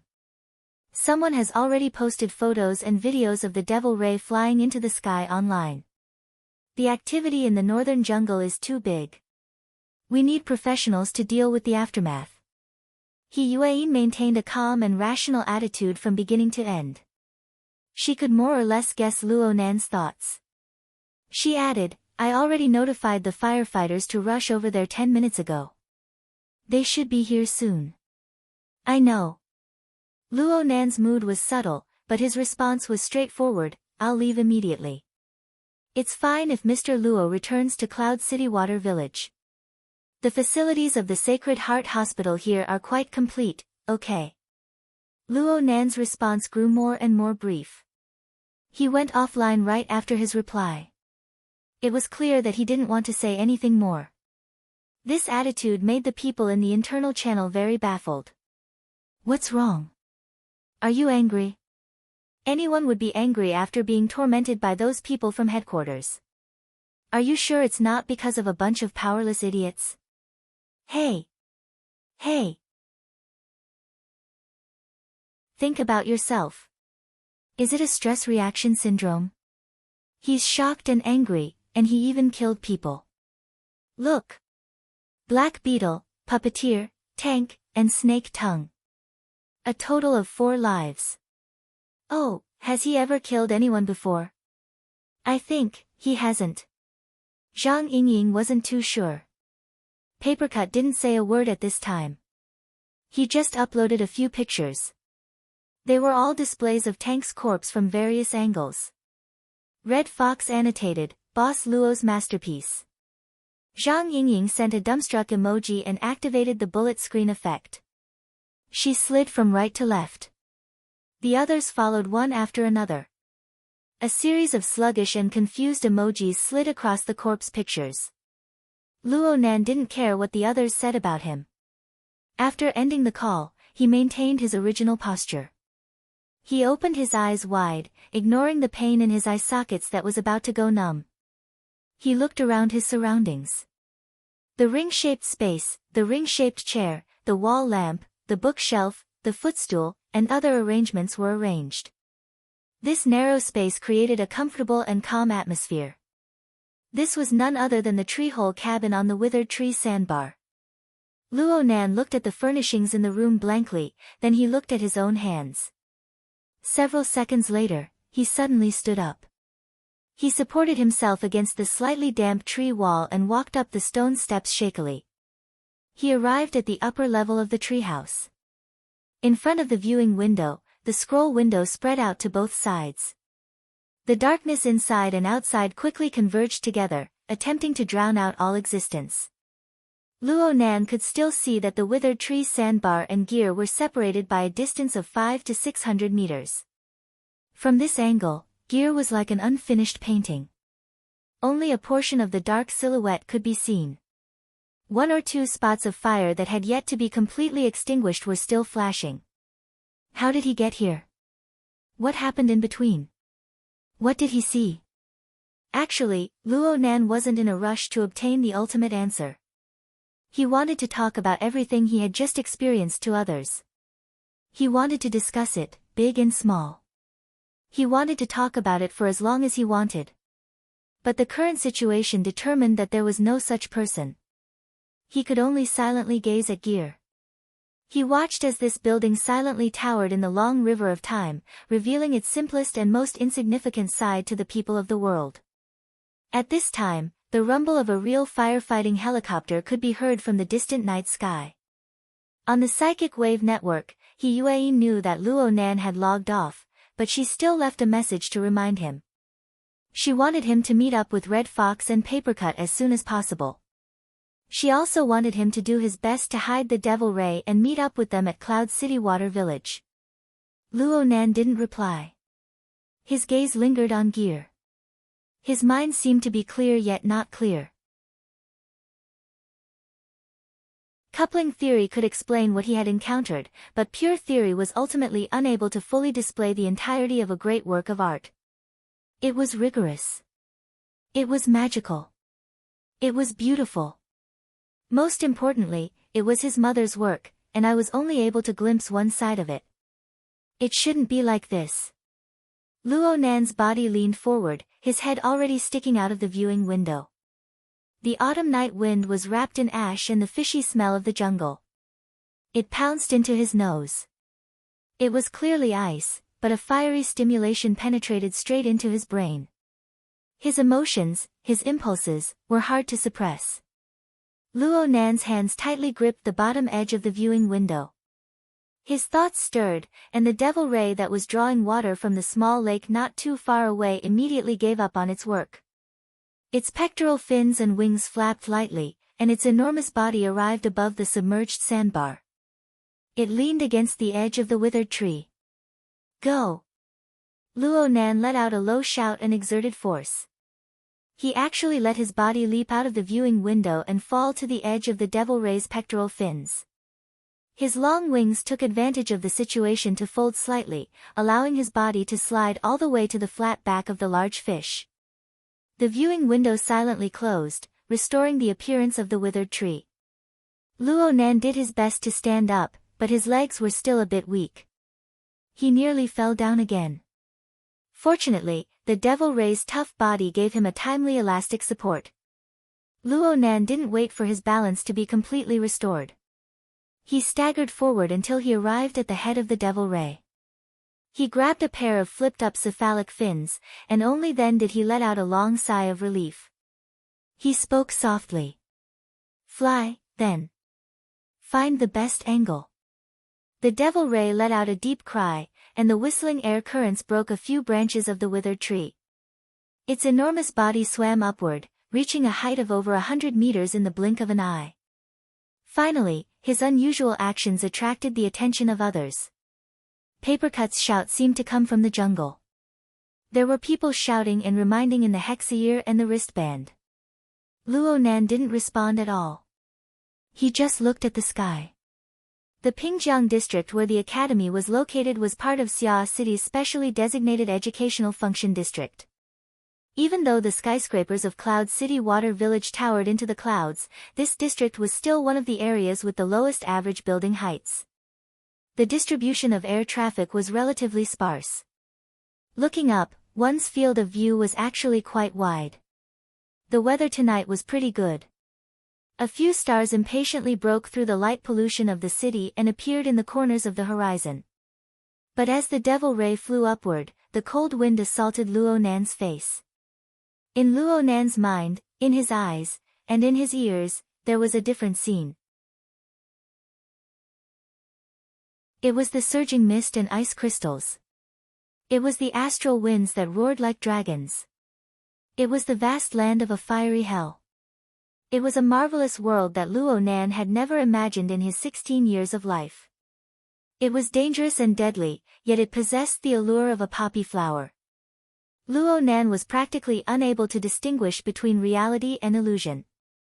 Then the tall body of the devil ray returned to normal, and it began to circle in the sky. It was already over 1,000 meters in altitude.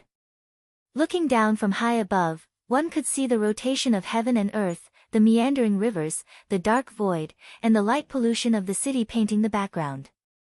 It formed a dark and turbid and oppressive scene that flooded the horizon. Millions and millions of living beings came and went, either numb or wantonly, spilling the heat of life.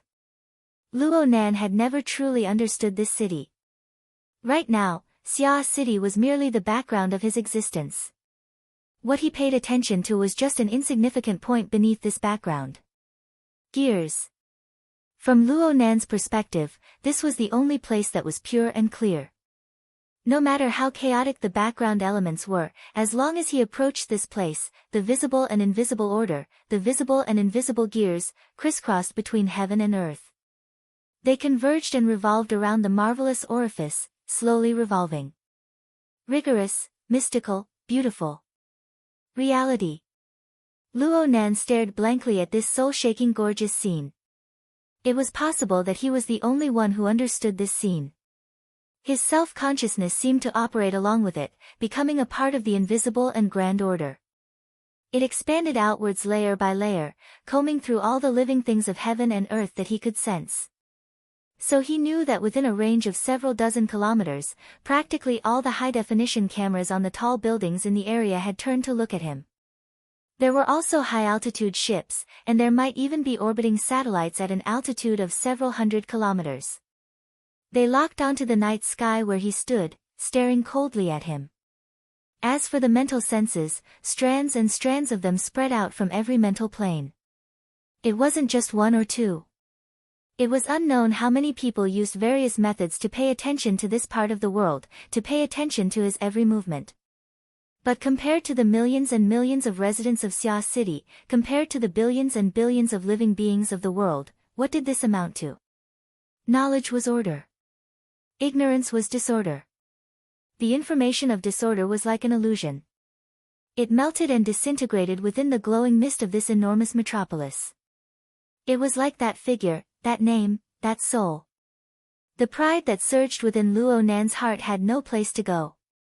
Thousands and thousands of words were needed to narrate her fantastic thoughts and her great accomplishments to the world. The ambiguity of a few words could be tens of thousands of kilometers. Who could confide in the boundless world? Who could understand? Could it be that it was the crazy grandpa from the sanatorium? In the end, it's just me. Mom. Right now, it's just me.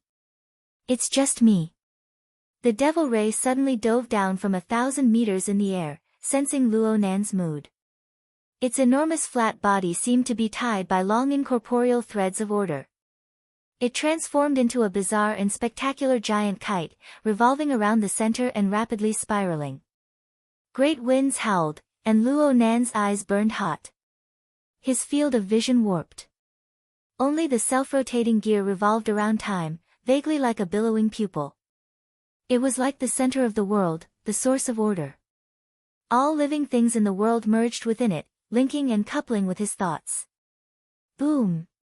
The vast river of stars and millions of stars faintly trembled within the surging storm of emotions. The millions and millions of starlight were like water droplets, turning into a river and an ocean in the blink of an eye. The surging soul strength burst the external neuron, overflowing in the blink of an eye. It was like a great river bursting through its dike as it rushed downwards. It was this rush that brought the two gears of different sizes up. It was like the waves of a cart beating against the water, finding an opportunity to rotate in sync. Energy rubbed, lightning burst forth, crisscrossing and weaving.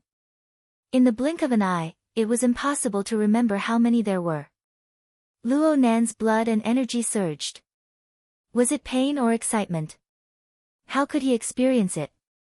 He could only let the surging emotions push him as he tore his throat and screamed. There were no misgivings. There were no considerations. There were only the purest emotions mixed with lightning to rumble on the mental plane. Mom! The melancholy sound of thunder crushed through the void.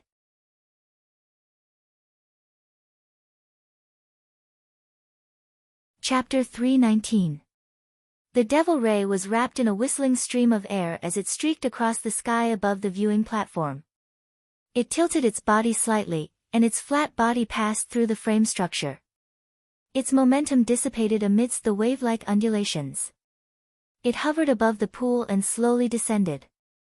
Luo Nan's feet didn't move. The devil ray stirred its back muscles like a conveyor belt, sending Luo Nan down.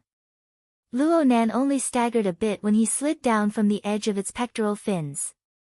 Xue Lei had been waiting to the side for a long time. He promptly went forward to support Luo Nan.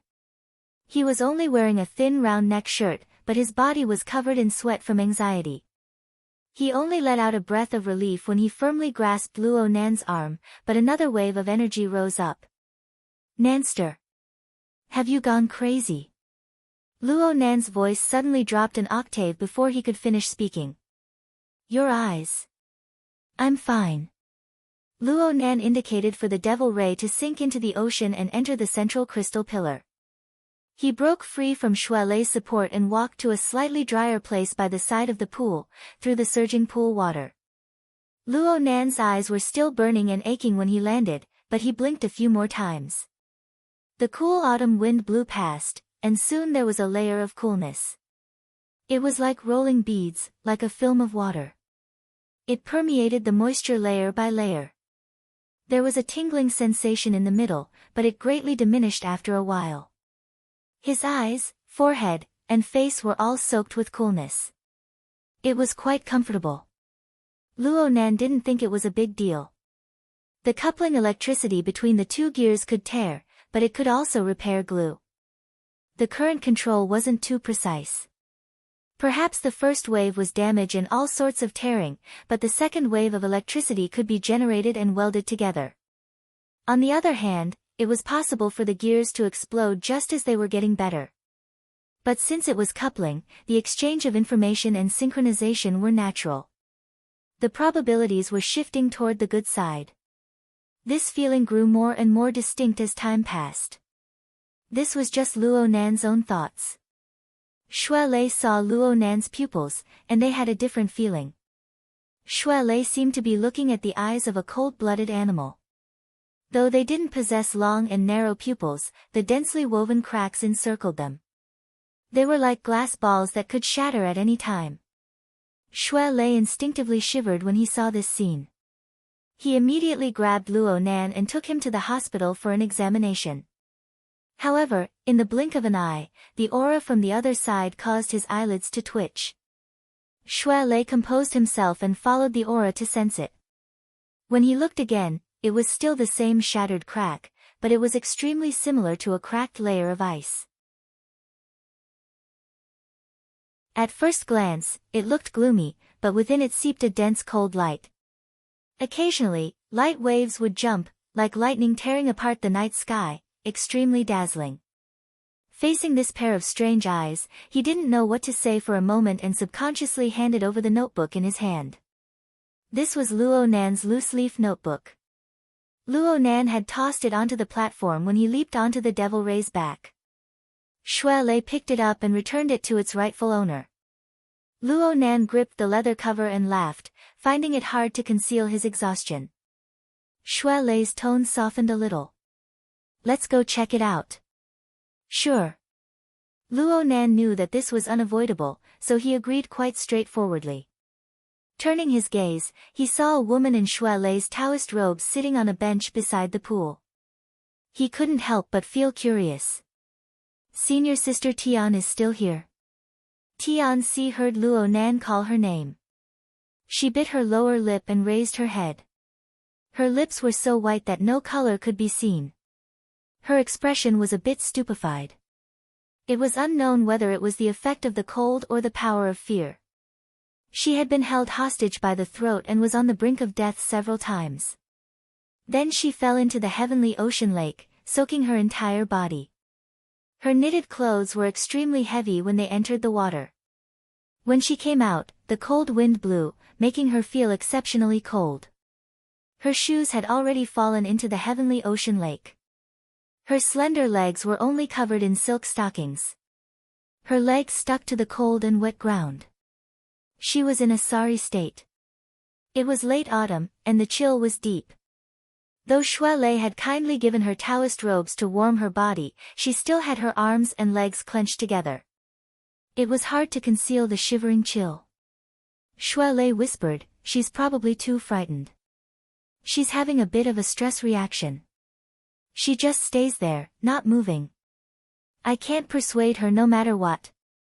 Luo Nan frowned when he heard this. He didn't know what to do for a time. His gaze shifted and he saw that the viewing platform had clearly been cleaned up. The corpses of Black Beetle and Puppeteer were gone. The unconscious tourists who had been cleaned up had all been moved away. The traces of battle had been cleaned up. Xue Lei understood. He whispered, "Secretary, he arrived not long after you left." She cleaned up the area and arranged for Brother Zhou to keep an eye on things here. A calm man of around 40 years old walked over from the end of the pool. It was Zhou Hu, the person Xue Lei spoke of. He was one of He Yuan's bodyguards, as well as her trusted aide. He had met Luo Nan twice before, and he was Tiger Burst's comrade. He was no stranger to Luo Nan. "Brother Zhou." Luo Nan put Tian Si's matter aside and greeted him politely. Zhou Hu's words and actions were steady and appropriate. "Mr. Luo, according to Miss He's instructions, I'll be waiting by your side tonight. I'll do some odd jobs. If there's anything you need, just tell me." Luo Nan didn't refuse. He nodded in thanks. Zhou Hu's gaze swept over Tian Si's body. He had a general idea of the situation. He lowered his voice and said, "Miss, he said that this person should be suppressed quite badly. She's still struggling in a hostage situation." Luo Nan thought for a bit when he heard this. He took 2 steps forward. Tianxi's entire body shrunk back when she saw Luo Nan's pupils, which seemed to crack like ice. But she soon came to her senses with a start. She forcefully suppressed her fear and moved closer. She raised her head to look, terrified and pitiful. "Junior, I'm sorry." Tianxi didn't have her usual calm and bright appearance right now. Luo Nan furrowed his brows and bent down slightly. "Senior sister, the weather is too cold. Go change your clothes. Then let's chat some more, okay?" He had already used a hypnotic technique. Tianxi subconsciously grunted. Her mind was inevitably a bit absent-minded. Luo Nan saw this and said, "Leister, you accompany her." Shui Lei shook his head fiercely. He practically didn't put in any effort tonight. Just as he was feeling regret, he made up his mind to stay close to Luo Nan. "Enough. Let's go together." Luo Nan originally didn't have any special opinions about Tianxi. But because of gear and coupling theory, his attitude was greatly different. There was a large shopping center inside Ocean Sky Cloud City. It was very convenient to change clothes. He had climbed the slippery back of the Devil Ray before, and he had put out the fire in gear. His body was covered in mud and ash. His white coat was long since ruined. His face was probably not that good either. He needed to clean it. The group took the elevator down to the shopping center.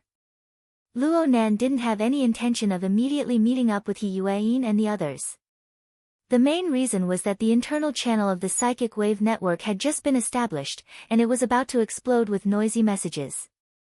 His previous impulsive actions had already been verified by the large amount of photos and videos he had pulled down from the network. His head sank into a complete mess, and Luo Nan didn't know how to respond for a time. When his emotions were stirred up, he hated that he couldn't pour out the greatness of his mother's work to the entire world. But now that his emotions had ebbed and his reason had returned, he understood that the secrets within were not suitable to be divulged to outsiders. How to respond was truly a troublesome matter. Right now, he was so tired that he didn't want to use his brain. He might as well be willful and slowly talk about it.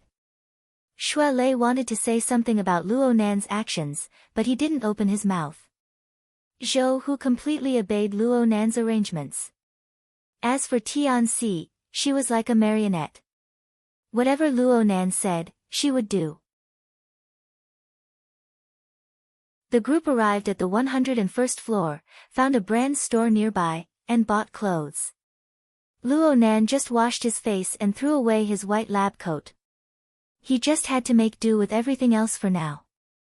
As for Tianxi, no matter how much she made do, she still needed to spend some time. The 3 men waited in the store. Xie Junping just so happened to call at this time. He smacked Luo Nan in the face with a question, "Where did you go?" Luo Nan swept his gaze over the dazzling array of women's clothing. "Buying clothes." Xie Junping clearly choked. He paused for a moment before asking, "Where's Leister?" "He's with me." "What's wrong?" Xie Junping chuckled. Nothing. I was just asking." You two suddenly disappeared. Tang Yi came over just now, but she couldn't find you. Luo Nan thought of something. He tilted his body slightly, and the corner of his eyes swept over the most eye-catching decoration outside the store. It was the crystal pillar in the center of the building. The Devil Ray swam within it, attracting quite a few customers to stop and watch. "Help me ask Yao Feng what the approximate price of the mutant Devil Ray is." "So it really is." Cough cough cough. "It's nothing. I'm a bit choked." Xie Junping suddenly raised his voice and forcefully suppressed it. This was the end of Xie Junping. The latter half of his sentence was to deal with his companion. He turned around and forcefully suppressed his voice. He could not help but tremble. He was most likely excited. Nanster, why you? It's really you. Do you know that the internet is about to explode? Yao Feng just got the news. He's in a terrible fix right now. Oh right, he probably didn't recognize you. Then he's really slow. Luo Nan didn't want to talk too much for now. He reminded Xie Junping, I'll be there in a bit. Don't forget to help me ask the price. He hung up the call after speaking. Luo Nan admitted that asking Yao Feng for a price was an impulsive idea.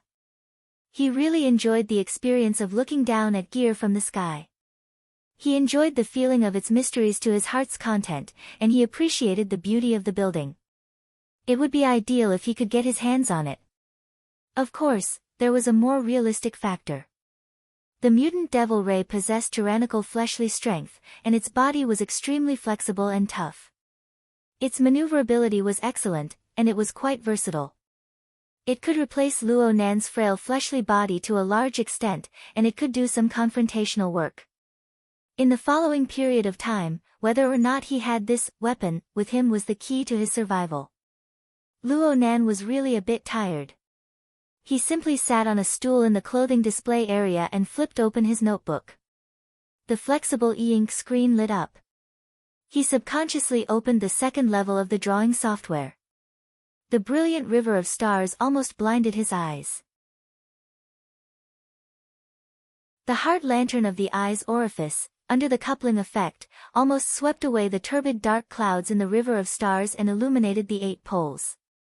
Numerous life sketches formed thousands of constellations that revolved inside and outside the format pyramid. The vast star atlas could almost melt a person's mind into it. Luo Nan didn't look at it in detail. He just let out a low sigh and returned to the upper level of the software. He created a blank interface in passing and the electronic pen sketched out lines. He had just started when he paused. He had a myriad of thoughts, but he didn't know how to arrange his pen.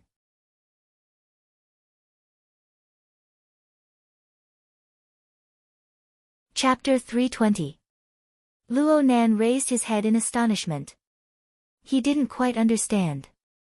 Xue Lei continued, the gym master needs to rest for a period of time after moving. The gym doesn't need my help for the time being. The society I'm a member of isn't that interesting. You might as well tell Brother Ping to transfer me over. Wouldn't it be better if we looked after each other? Luo Nan subconsciously said, having someone look after each other is good. Right now, the ownership of gear was still in the midst of a bidding war. It didn't matter if the Mystic Arts Research Society won in the end, or if the Construction Society took over. Luo Nan was alone and powerless. He had a trustworthy friend to help him. Hold on. How was this a matter of looking out for each other? Luo Nan understood Xue Lei's thoughts. Xue Lei was rushing to be his bodyguard. He admitted that if Xue Lei really did protect him, he would be able to make up for the weakness of his body. Coupled with his mental attacks and other methods, he would have no problem getting through tonight's situation. However, Luo Nan was even more clear on the fact that trouble would not come in the future. If trouble really did come, then it would not be the same as today. It's not just the two of us. Leister, there are many other situations here. There's also your parents, my aunt's family. Luo Nan's voice was low. He spoke and spoke, but then his voice was cut off. After his impassioned emotions returned, a myriad of thoughts unavoidably grew in his mind like weeds. Frankly speaking, the HQ's investigation team's tricks had truly shocked him. Forcibly arresting, taking hostages, burning houses. This group of people had no scruples at all. They could do anything. And this was just headquarters. Luo Nan did not forget that Quantum Corporation, especially Yan Yongbua, had always coveted gear, regardless of their motives. The order of justice seemed to have shrunk back for now, but headquarters was so proactive. As the parties involved, would they really act like ostriches? There were also the various powers that Luo Nan could not clearly count. He could see from the chaos created by the human-faced arachnid that there were far too many greedy people. It was hard to say when someone would jump out. How were he and Xue Lei going to deal with them? Fine, there was also the Xia City branch. But from today's situation, it was better to beg for help than to beg for help.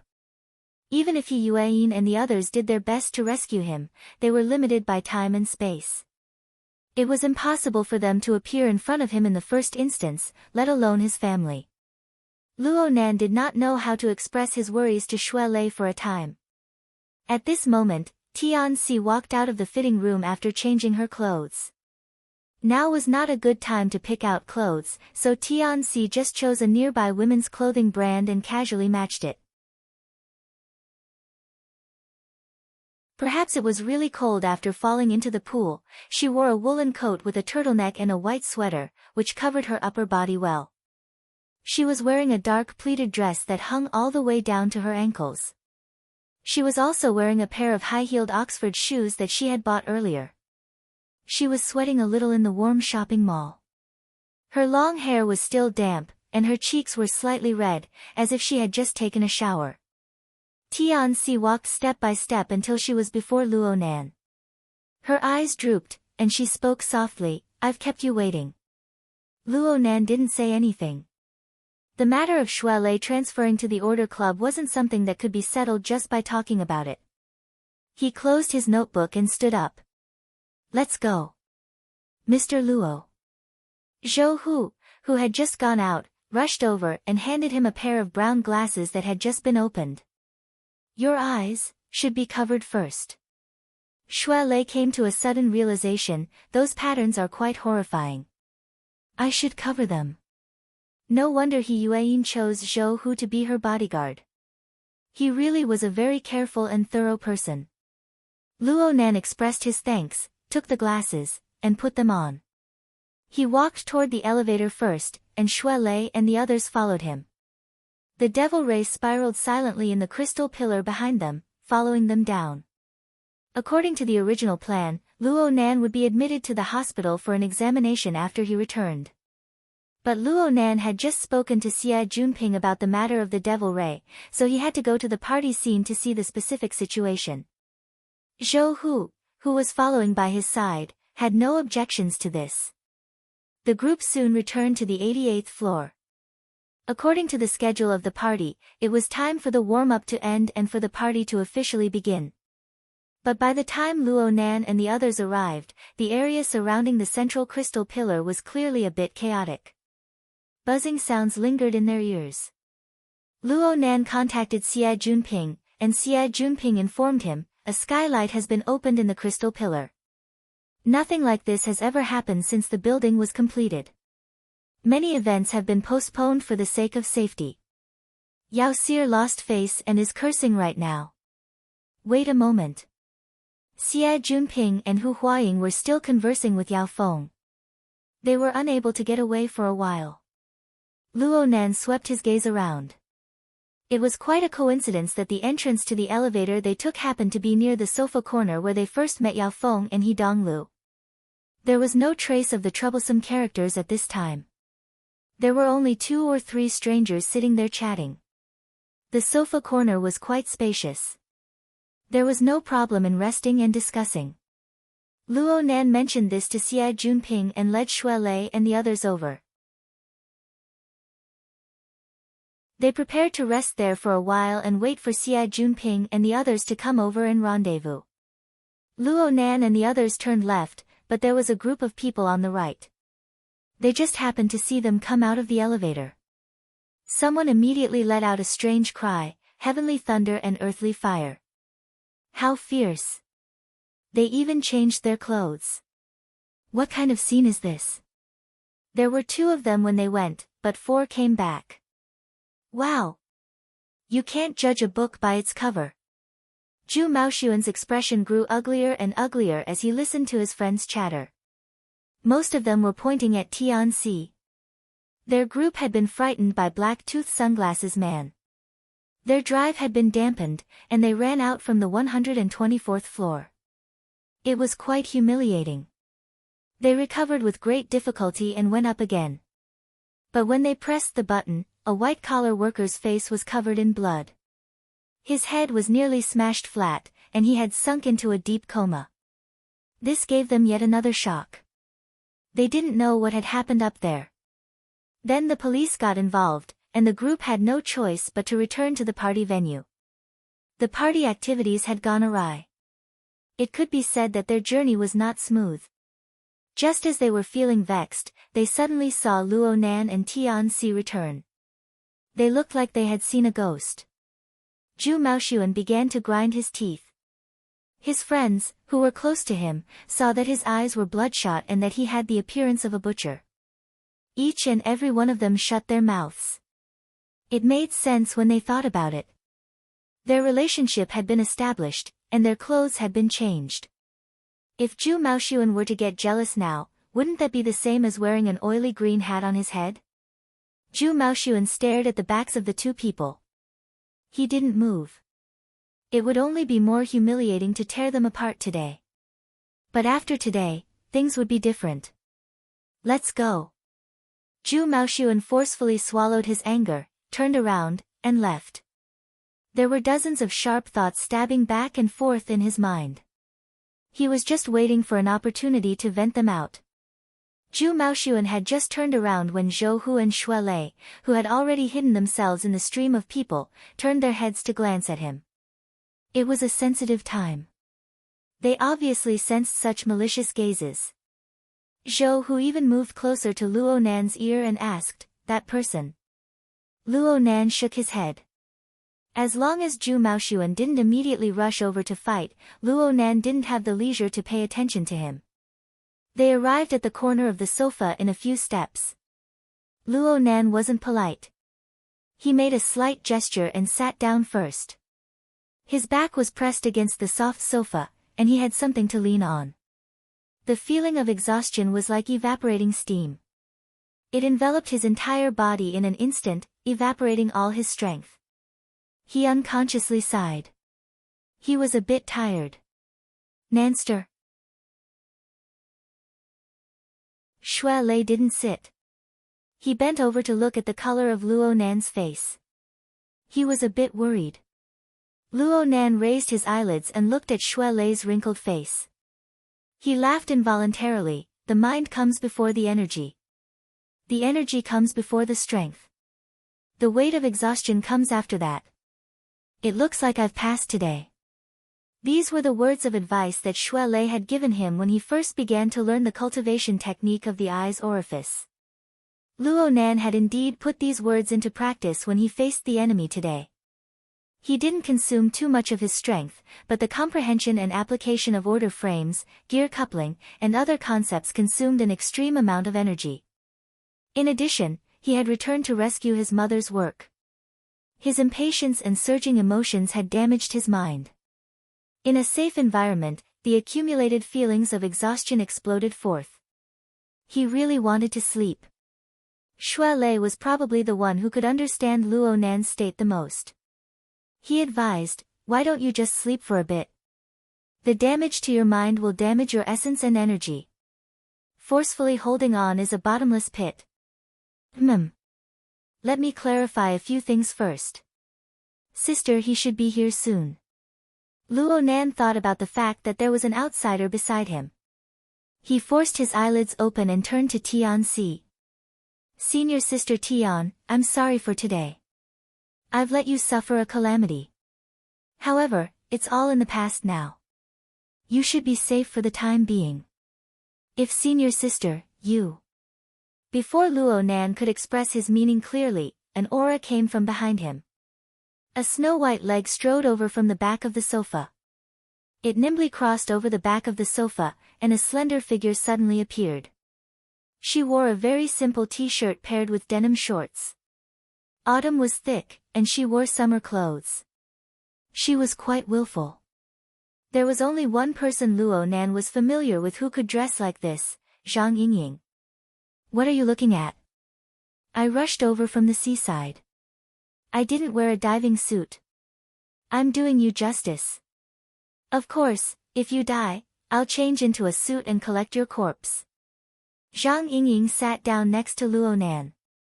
She stared at him unwaveringly, carefully sizing him up to see if he was missing any parts. Luo Nan's eyes were nearly unable to blink. He didn't pay much attention to her. He just grunted. If this were any other day, Zhang Yingying would have jumped up a long time ago. But today, she just snorted coldly. She extended her hand and probed Luo Nan's forehead. Her fingertips slid down, and she measured his carotid artery, heart rate, and so on. There was nothing abnormal about this, but Luo Nan's face looked awkward no matter how she looked at it. She sized him up a few times, and she finally discovered a problem. Why are you wearing glasses? She reached out to take them off as she spoke. Luo Nan shot a glance at her and saw her face turn stiff. Her eyes seemed to be a bit lifeless. Is it that ugly? Luo Nan took back his glasses and suddenly felt that something was wrong. This was because his heart lantern of the eye's orifice had subconsciously shone over a moment ago.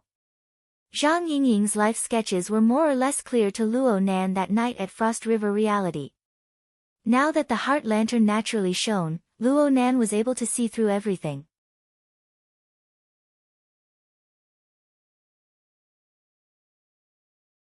Chapter 321. Bai Hong's condition was very interesting. Luo Nan's mind stirred when he saw Zhang Yingying's special body and soul structure. Before he could fully comprehend it, another person entered the corner of the sofa. A slightly panting voice rang out, "Boss Luo, your rhythm is too strange. We can't keep up with it." As he spoke, Papercut's slightly plump body sat down hard, swaying on the sofa. As for Red Fox, he didn't say a word. He just sat on the armrest of the sofa next to Papercut. His gaze swept across Luo Nan's body, going back and forth a few times as he sized him up in detail. Back at Gear, 99% of Luo Nan's mental energy was used to put out the fire. However, he knew very well that these two people, who had once been at odds with him, were the first to rush to the scene. Their attitudes were impeccable. Luo Nan also accepted this favor. He immediately nodded towards the two and took the opportunity to shift his gaze from Zhang Yingying. He temporarily set aside the matter of Bai Hong and put on his glasses. Zhang Yingying was a little confused. She wasn't too clear on what had just happened, but after hearing Papercut's words, she instinctively mocked, "You mean to say that he should wait for us to collect his corpse?" As she spoke, she tapped her wristband, telling Papercut to pay attention to the time. Papercut pointed at Zhang Yingying and then pointed back at himself. He was speechless at this sort of self-destructive evaluation. Zhang Yingying didn't have the self-awareness to self-destruct. No matter what, she had followed Luo Nan halfway through his fight with those people from headquarters. She had provided him with intelligence and information. It was better than nothing. This group of people could be considered to be quite familiar with each other, so there was no pressure in arguing with each other. She had been tense for a long time tonight. After confirming that Luo Nan was fine, it was proper for her to recuperate and relax.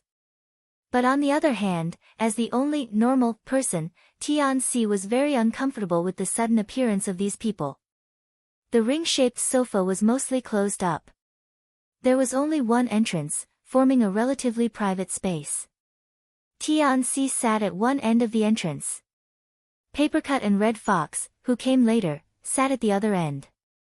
The distance between them was very close, but there was no communication between them, not even a glance. Tianxi's head was slightly lowered, and her legs were together and slanted.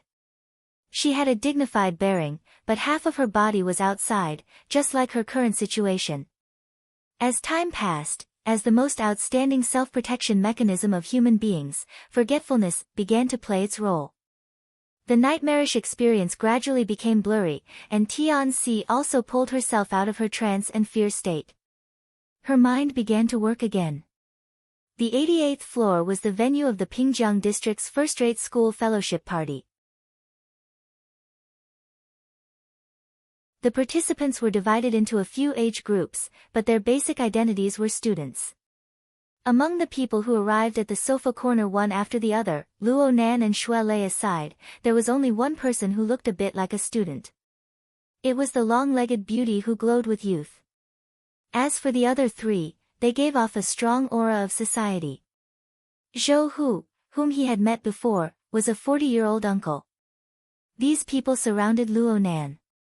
They were incompatible with the surrounding environment, but they themselves were quite harmonious. They naturally formed a circle. When they sat down, the students who had been whispering in the corner of the sofa felt inexplicably uncomfortable. They quickly got up and left.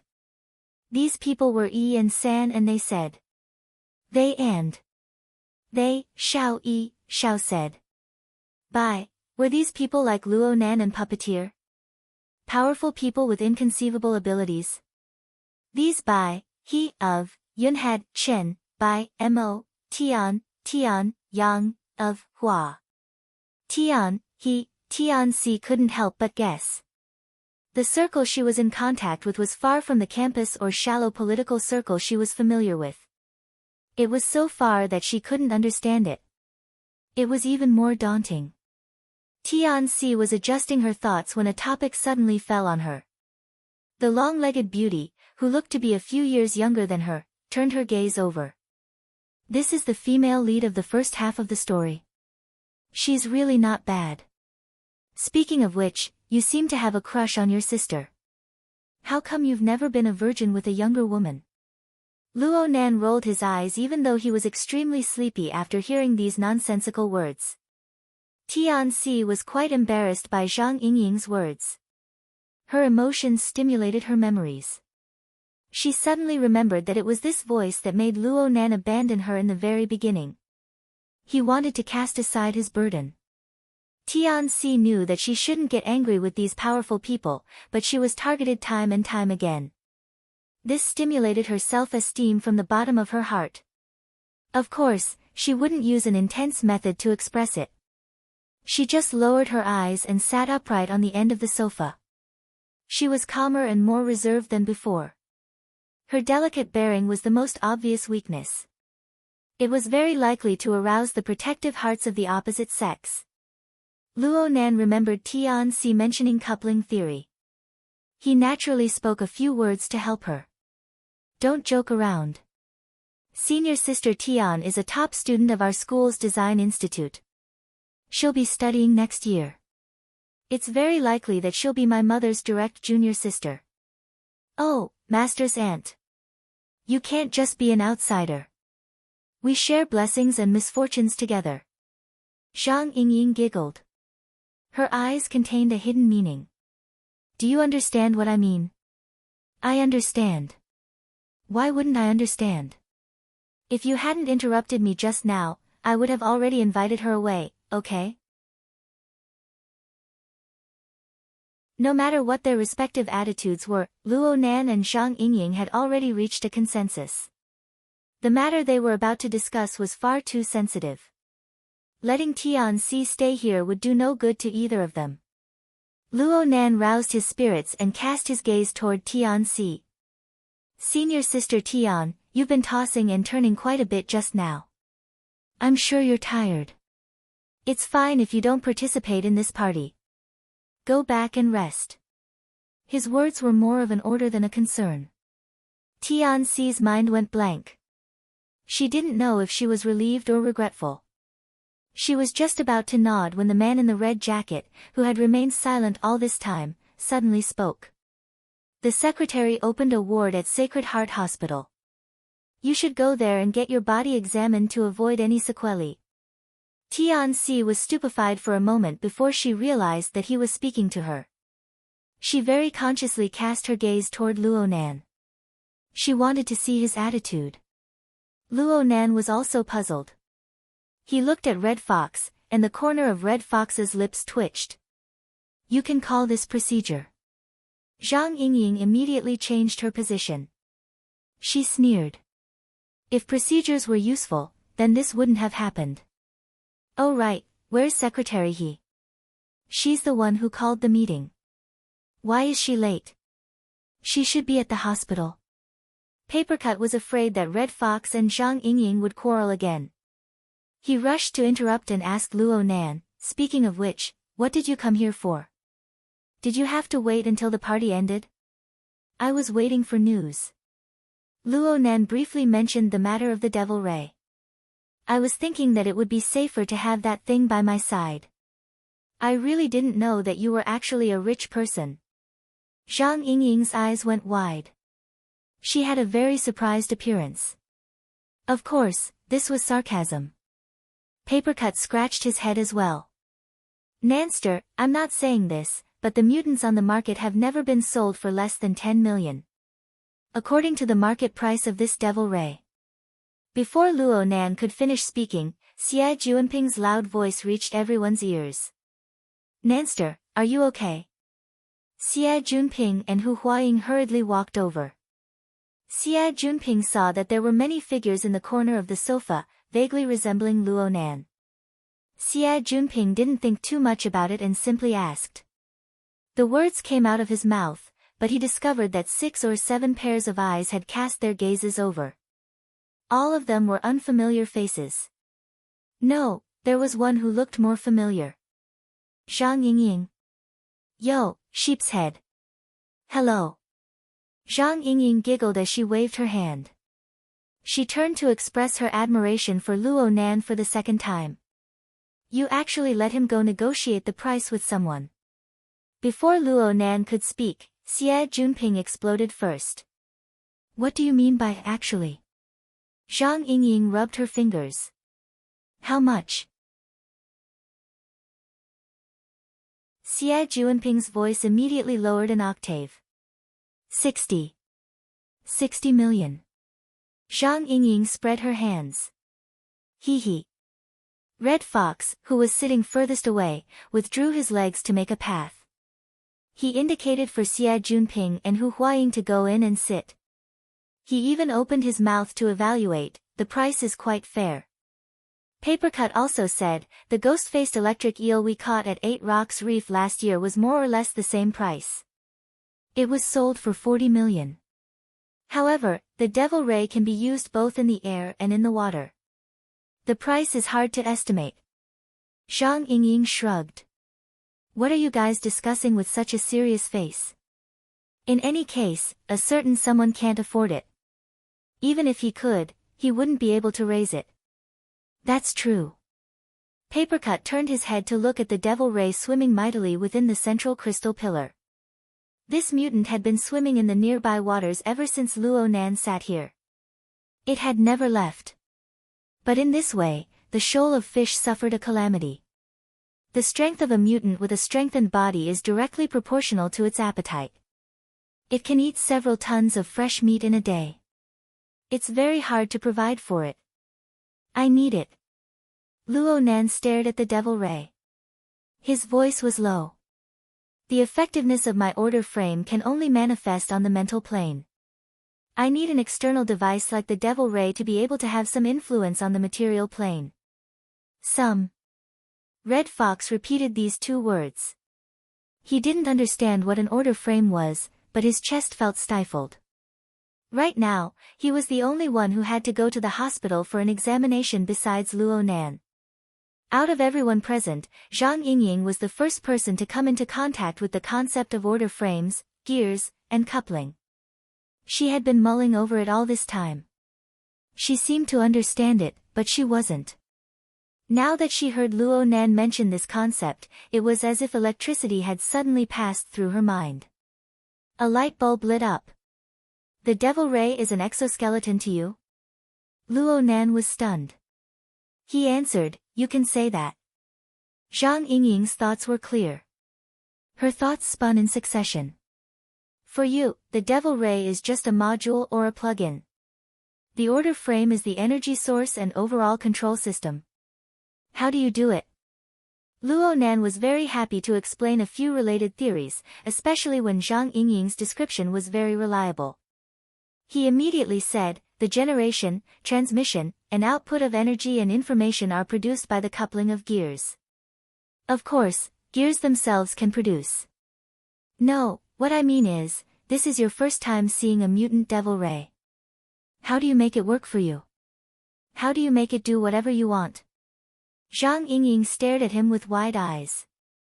Is your true ability similar to that of a puppeteer, a beast tamer, and so on? Or are you a mind controller?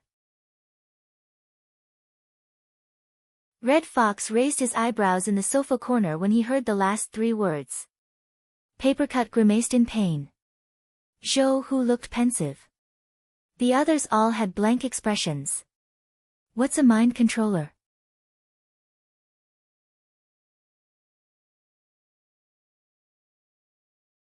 Chapter 322. Hearing Luo Nan use the theory of gears and order frames to explain Ouyang Chen's great work, the group of people in the corner of the sofa blinked, furrowed their brows, and scratched their heads. Their expressions were all different, but they couldn't avoid making eye contact. The atmosphere became even more bizarre. Zhang Yingying relied on the flash of inspiration just now to barely keep up with Luo Nan's train of thought. She casually tugged at a strand of hair and asked, according to what you're saying, President Ouyang is using the heaven and earth, yes, the spatial structure as an exoskeleton to control? The explanation of formatting theory is that the self-format distorts the heaven and earth format. Perhaps the heaven and earth format can also be explained as the coupling relationship of several relatively independent gear sets. President Ouyang has changed their originally distant spacetime distribution. Luo Nan suddenly froze when he spoke to this point. Several seconds passed before he spoke in a low voice, it's the spacetime distribution. Through this method, the lag brought about by the spacetime distribution can be reduced. Here we go again. Zhang Yingying rubbed her forehead with her hand and sighed silently. Luo Nan's state of talking to himself was very satisfying to disgust his enemies, but it was far too heartless to use it on his own people. Fortunately, this state did not persist for too long. Luo Nan raised his head and twisted his face to look her straight in the eye. His brows even furrowed. That mind controller. Is he the same as a psychic? As long as you set your mind to someone, there will be no end to the trouble. Papercut spat out with a pft. Zhang Yingying's mind spun. Oh, it really is like this. In a thousandth of an instant, she really did feel a little apologetic. Then she chuckled as she extended her elbow and placed it on Luo Nan's shoulder. Half of her body moved closer to him, and she adopted the attitude of a brother. Don't make random associations. Speaking of which, the spacetime distribution of gear sets is a very interesting way of saying it. Hey, isn't this the information that the people from headquarters want to know? Is it really okay for you to say it like this? I'm not saying it because some people have terrible attitudes. Luo Nan didn't believe that the logic world was some sort of secret. Perhaps An Wen's actions could barely be considered a secret, but Yueyin had never warned him about this matter. The people from headquarters simply didn't have the patience to ask. Zhang Yingying pursed her lips. You make it sound so easy. I asked the boss about An Wen's matter, but she didn't explain it in detail. That might be because she doesn't understand formatting theory. Luo Nan knew that the boss Zhang Yingying spoke of was the illustrious and famous Her Majesty Empress Wu. But out of a subtle thought, he still made a joke. From what I can see, the facts are quite clear. It was President Ouyang's actions that gave An Wen convenience. He took the opportunity to lock onto a place that was originally very far away. He took a shortcut and jumped over. No one could truly understand his formatting theory and coupling theory, but his descriptions were logical and clear. Zhang Yingying and the others could imagine what would happen. Luo Nan didn't want to be labeled as a mind controller in his muddle-headedness. He had no concept of this title at all, so he asked, what's the occupation of a mind controller? It can be considered as an advanced level of hypnotist. They specialize in manipulating people's minds and are highly sought after in the various orders. The weaker ones can be in charge of preaching and preaching, the stronger ones can become the core priests, and there are a few who can directly become the leader of the order. By the way, we haven't had this lesson yet. The one who spoke wasn't in the circle of sofas. Instead, it was Bamboo Pole, who had just walked into the corner of the sofa. He was an expert in the study of secret orders. He had given Luo Nan the shorthand of the important people of the world course. The strong ones of the various major orders were a very important component. Luo Nan shook his head. He had no impression of them. He saw Yueyin at this time. She was by Bamboo Pole's side, but he felt that she was a bit quiet and low-key. Luo Nan's 4 limbs were weak right now. His body's reactions were slow by half a beat. He could only wave his hand at the 2 who had arrived as a greeting. Shui Lei, who was by his side, instinctively stood up to give his seat. He was worried that He Yueyin and the others would be polite, so he simply jumped over the back of the sofa and went to the back. Since this was the case, He Yueyin thanked Shui Lei and passed through the aisle of the sofa.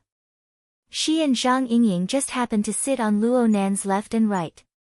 The sofa was soft, and the 3 sat very close to each other. It was quite crowded. As for Bamboo Pole, he didn't join in the fun. He simply walked over to the bar in the corner of the sofa and occupied one of the only 2 seats. He asked for a martini and beamed as he watched the group of people rub against each other on the circular sofa. Papercut was a bit regretful when he saw this. He also wanted to have a drink or 2. He got up and said in a loud voice, "Give me a rum and coke." Bamboo Pole shook his head, "Save a seat. Cragburst will be here in a bit. With his size, he shouldn't be tormenting you guys." Then he waved his hand at Shui Lei, who was behind the sofa. "Leister, how about a cup?" "It's not even a bit yet." Shui Lei wasn't at the age to drink alcohol, and public places were the strictest.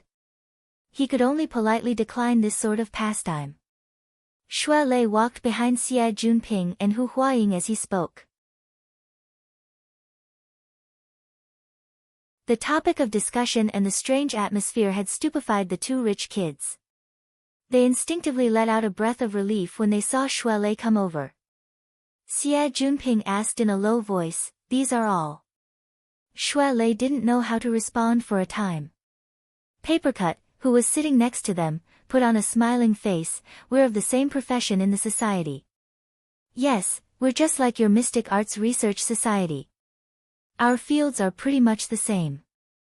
Xie Junping went, twice. It was unknown what he was thinking, but his expression was strange.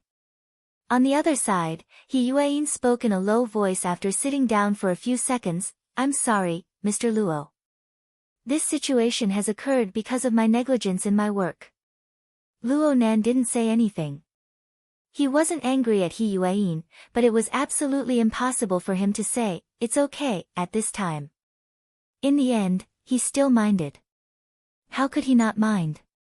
After experiencing headquarters' shameless methods, Luo Nan's mind was filled with the question of how he should respond when the next wave of enemies arrived. It wasn't just him alone. There was also his aunt and uncle, his relatives and friends living in Xia City, and even Gear, who couldn't be moved. All sorts of fetters had to be taken care of. No matter how one looked at it, it was an impossible task. Before the train of thought was clear, a person's thoughts would naturally trace back to the past. All sorts of if. Maybe. If. Then. And so on, along with the corresponding emotions of complaint, regret, and so on. Luo Nan didn't have the mental strength to imagine things that didn't happen, but those fuzzy emotions still existed more or less. Following He Yueyin's straightforward apology, they were like bad wine that hadn't finished fermenting. They broke through the walls of the barrel and splashed out. He didn't have the leisure to ponder over his words. He spoke bluntly, "I need a solution. Me. My family. My mother's blood and sweat. That group of scum. They can do anything." He had said these words to Shui Lei. He had said them to himself. Now, he was saying them to He Yueyin. In the beginning, he was speaking rationally. Now, he was venting his emotions. He Yueyin responded in a deep voice, "President Ouyang has already sealed off headquarters maintenance authority on the psychic wave network. Gong Qi and his group will leave Xia City tomorrow morning." Luo Nan wanted to continue listening, but the words were cut off. He turned his head to stare at her. And then, "The branch is currently researching the relevant security plan. I'm fully responsible for the specific matters. Over." The sofa corner immediately sank into an absurd silence. Luo Nan was stunned. He only spoke after a while, that's it. What about the specific actions? Staffing? Are there any guarantees? This sort of thing. Papercut saw that the situation was far from good. He instinctively acted as a peacemaker. Nanster, it's not that the secretary isn't doing her best. It's just that the unrestricted warfare of ability users against ordinary people is a worldwide problem. The types are ever-changing. It's impossible to prepare a contingency plan. The secretary says that she's fully responsible. She'll certainly shoulder it. Everyone will do their utmost, right? Papercut's intentions were good, but Luo Nan's heart sank the more he listened. He absolutely didn't doubt Yuan's sense of responsibility, but this feeling of not necessarily being effective even if they tried their best seemed to be heading toward the worst possible outcome. Luo Nan understood clearly that if he were to have the thought to kill any ordinary person in Xia City right now, he would probably need Ouyang Chen and Her Majesty Empress Wu, who he could not understand, to protect him from the side. Only then would he be able to defend himself. Aside from this, any conventional security measures would be meaningless. It would be useless even if Yuan mobilized the army to surround the target so tightly that not even a drop of water could trickle through. There were perhaps very few ability users who possessed methods like his, but there was no lack of powerhouses at the same level or higher. There was even the Order of Justice and Quantum Corporation. Powerhouses from various places would converge. Wouldn't the corresponding methods be ever-changing? Alright, how did he end up standing on the opposite side of these powers? Luo Nan only had a vague answer in his mind. He wasn't willing to hastily come to a conclusion. He just took a deep breath, leaned his upper body forward, and rested his elbows on his knees for support. He hung his head in contemplation. No one followed up after Papercut's terrible consolation. There was another long period of silence, so long that it was suffocating. Speaking of which, there were no misunderstandings between them. But because of the enormous difference in the pressure they bore, they lost the foundation for deep communication, making it hard for this topic to continue. But there were some things that could not be avoided. Luo Nan was a member of the society, but the society was unable to give him help and protection. The upper echelons of the society even persecuted him. The difference between the branch and headquarters, or a promise or two, was not enough to fill this absurd crack. As for Yuan, she didn't want to say much. Ever since she arrived at the society, she had always been in charge of confidential work. She tried to change the situation of the society, leaking information everywhere. But strictly speaking, the leak of Luo Nan's information and headquarters actions were all her responsibility. It was also her greatest setback after retiring from the military. She had to reflect. And so the two sat shoulder to shoulder. One was ramrod straight, and the other was stooped. They both sat quietly. The others looked at each other in dismay, finding it harder and harder to open their mouths. Oh, it's only been a while, but it's getting lively. A sudden external force shattered the wall of silence in the sofa corner. A rather eye-catching group of people entered this dusky corner along with the sound. He Donglu wore a well-ironed military uniform, yet he was hugging two beauties on his left and right. He brought along two beautiful women who were just flower vases as he walked over. Behind him followed an old driver who had maintained his silence all this time. He should be a bodyguard or something. As for the other martial artist, Feng Jiajun, and his female companion, they were nowhere to be seen. He Donglu played around the venue for a bit. He quite liked the atmosphere in the sofa corner. It was just right for him to play a few games with the flower vases. But when he came back, he couldn't help but be stunned when he saw the dense mass of people. This place could indeed fit a few more people, but it seemed like it was no longer suitable to play games. TSK. What a disappointment. In order to create an atmosphere, there were practically no lighting facilities in the sofa corner. The watery blue light pouring over from the crystal pillar in the center was the brightest source of light. The first person he Donglu recognized was Xue Lei, who was behind the sofa. That size very appropriately stimulated his memories. He remembered that this big guy had nearly gotten into a conflict with his follower just now. He recognized Xue Lei, and his gaze shot down.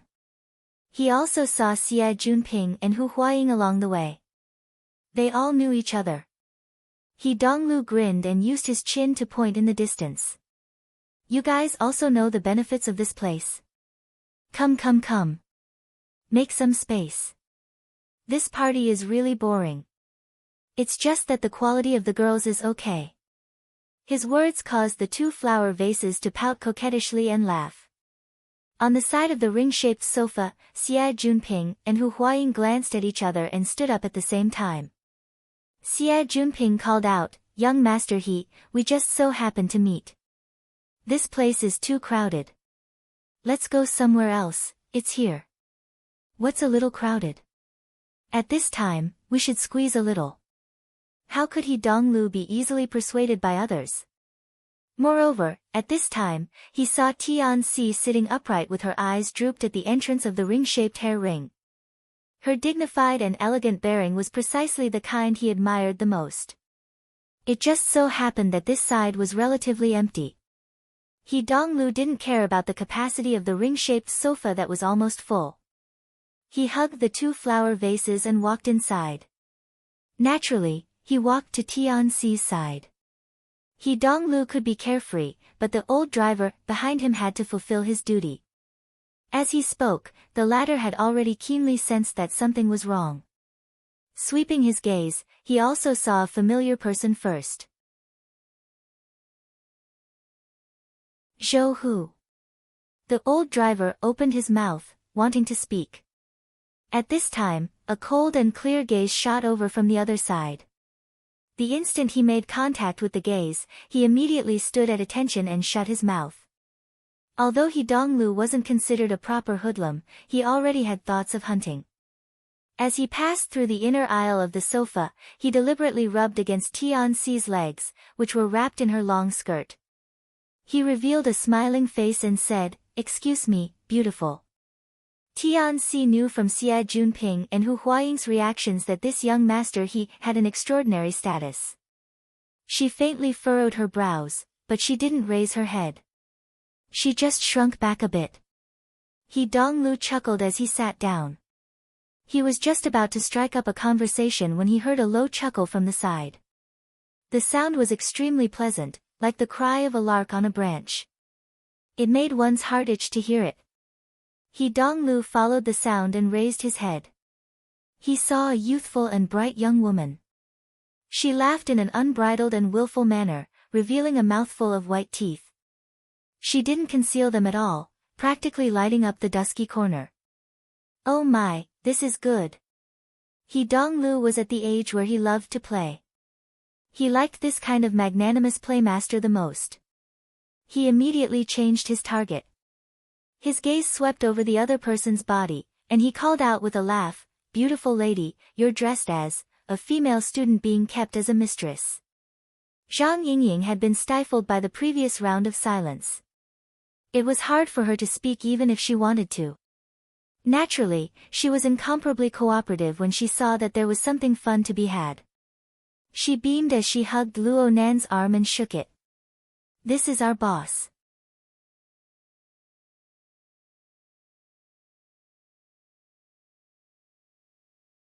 Chapter 323. Beauty, please don't enter the entertainment circle. Your acting skills are too exaggerated, okay? He Donglu blinked his eyes a few times before adjusting himself. He took advantage of the situation to turn his line of sight. He wanted to see who the boss was.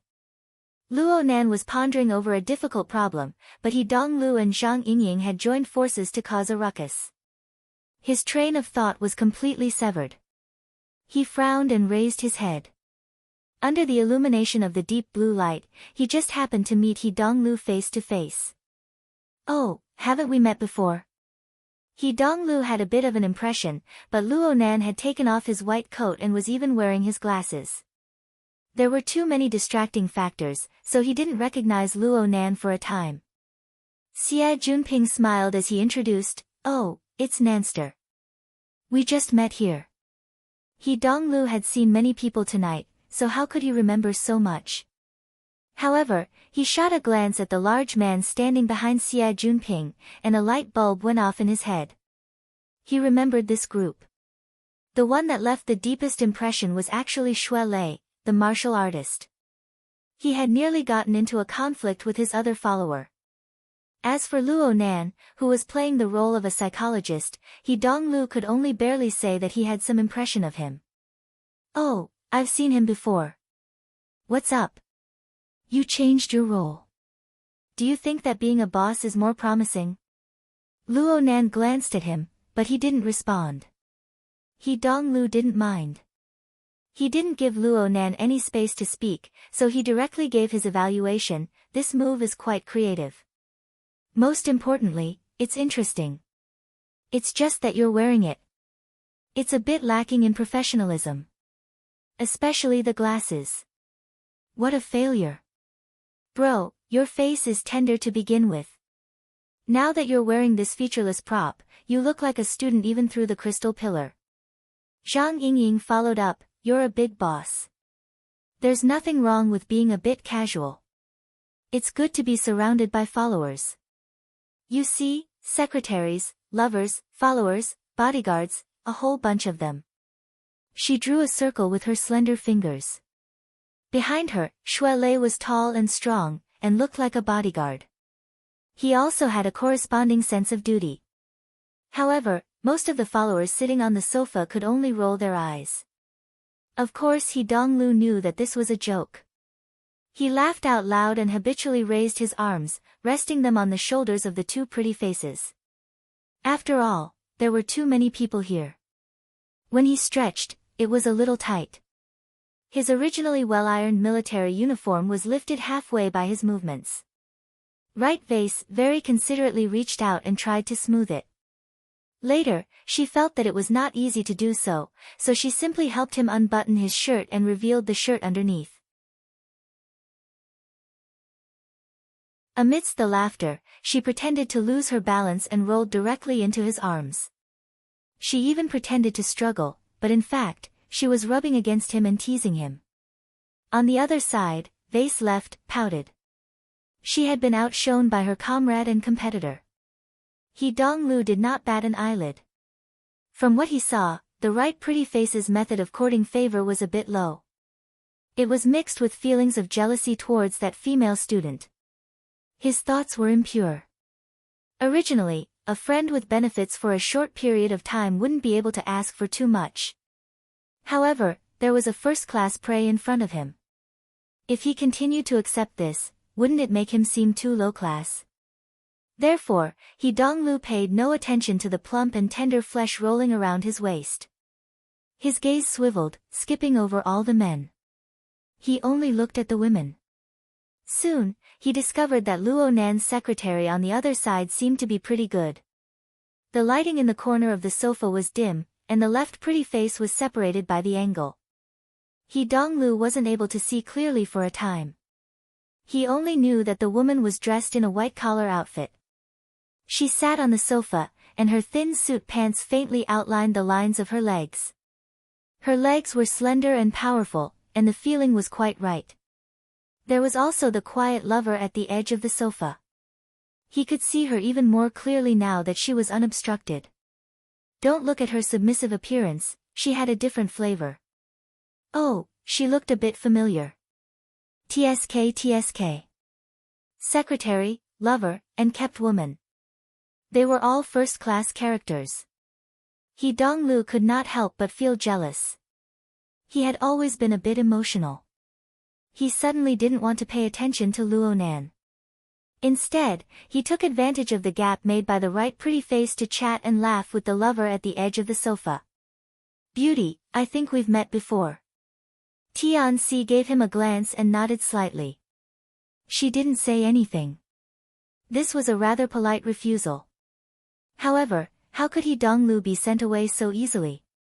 Since he had spoken, he had a follow-up move. He pressed down on the right pretty face with one hand, not letting the stupid woman get up and block his line of sight. He continued to strike up a conversation. Let me think. Right. You came with Tang Yi, right? Uh-huh. You left a deep impression. Tianxi was startled, and her expression changed slightly. He Donglu had already achieved his goal. He even moved his body closer to Tianxi. He deliberately lowered his voice. You just happened to separate from Tang Yi when I saw you just now. What a pity. I didn't even get to know you. May I ask for your name? His extremely oppressive movements forced Tianxi to shrink back a bit. But then, this beautiful woman's reaction made He Donglu depressed. Tianxi's gaze went over his shoulder and cast toward Luo Nan. Clearly, her instincts still cared more about Luo Nan's opinion.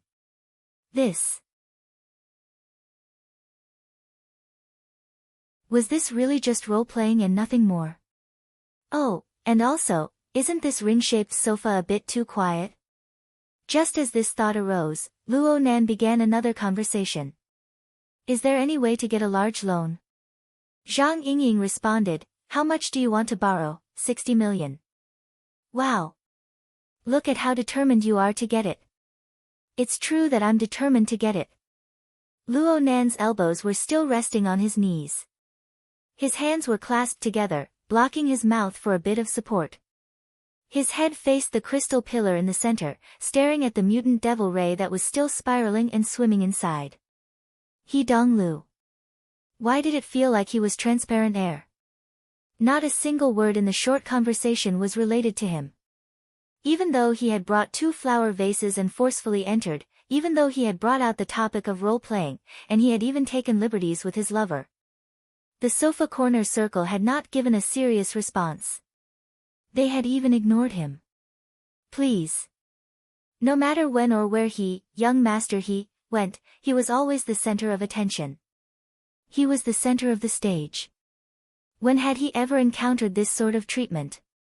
Was it on purpose? He Dongluo's gaze turned cold. He looked at the more familiar Xia Junping and Hu Huaying, but he discovered that the body language of these two seemed to be quite awkward. It was quite different from the cold and quiet feelings of the other people. Something's wrong. He had always felt that Luo Nan was a friend or follower of Xia Junping and Hu Huaying. Naturally, the group of people in the sofa corner were of the same type. It was only natural that they should be a gathering of rich second generations. But now it seemed that this way of thinking was unreliable. He was familiar with the younger generation of the military and government figures of Xia City. He was a bit unfamiliar with the business world, but he still had some concept of it. Yao Feng had also introduced Xia Junping and Hu Huaying to him before. Behind them was an extremely representative regional financial group of Xia City. They had been operating for several decades, and their industries covered every corner of the city. They were absolutely not something that could be summarized in the medical group, ranches, and the like. Xia Junping and Hu Huaying, especially Xia Junping, should be core figures in any circle of rich second generations in the business world. But their current seating, their tone, and their demeanor were all eccentric and out of sync. There was also the youthful and bright female student. She said things like boss, follower, lover, bodyguard, and so on. Though she was mostly teasing and joking, the group of people sitting on the sofa actually didn't jeer or retort, regardless of whether they were happy or not. There was a faint sense of closeness within them. It could even be said that they had a superior and subordinate relationship. This was a model that the loose circle of rich second generations could never achieve. He Donglu was a big silk pants, yes, but he had been in a military and government family for a long time. His brain had never been lacking.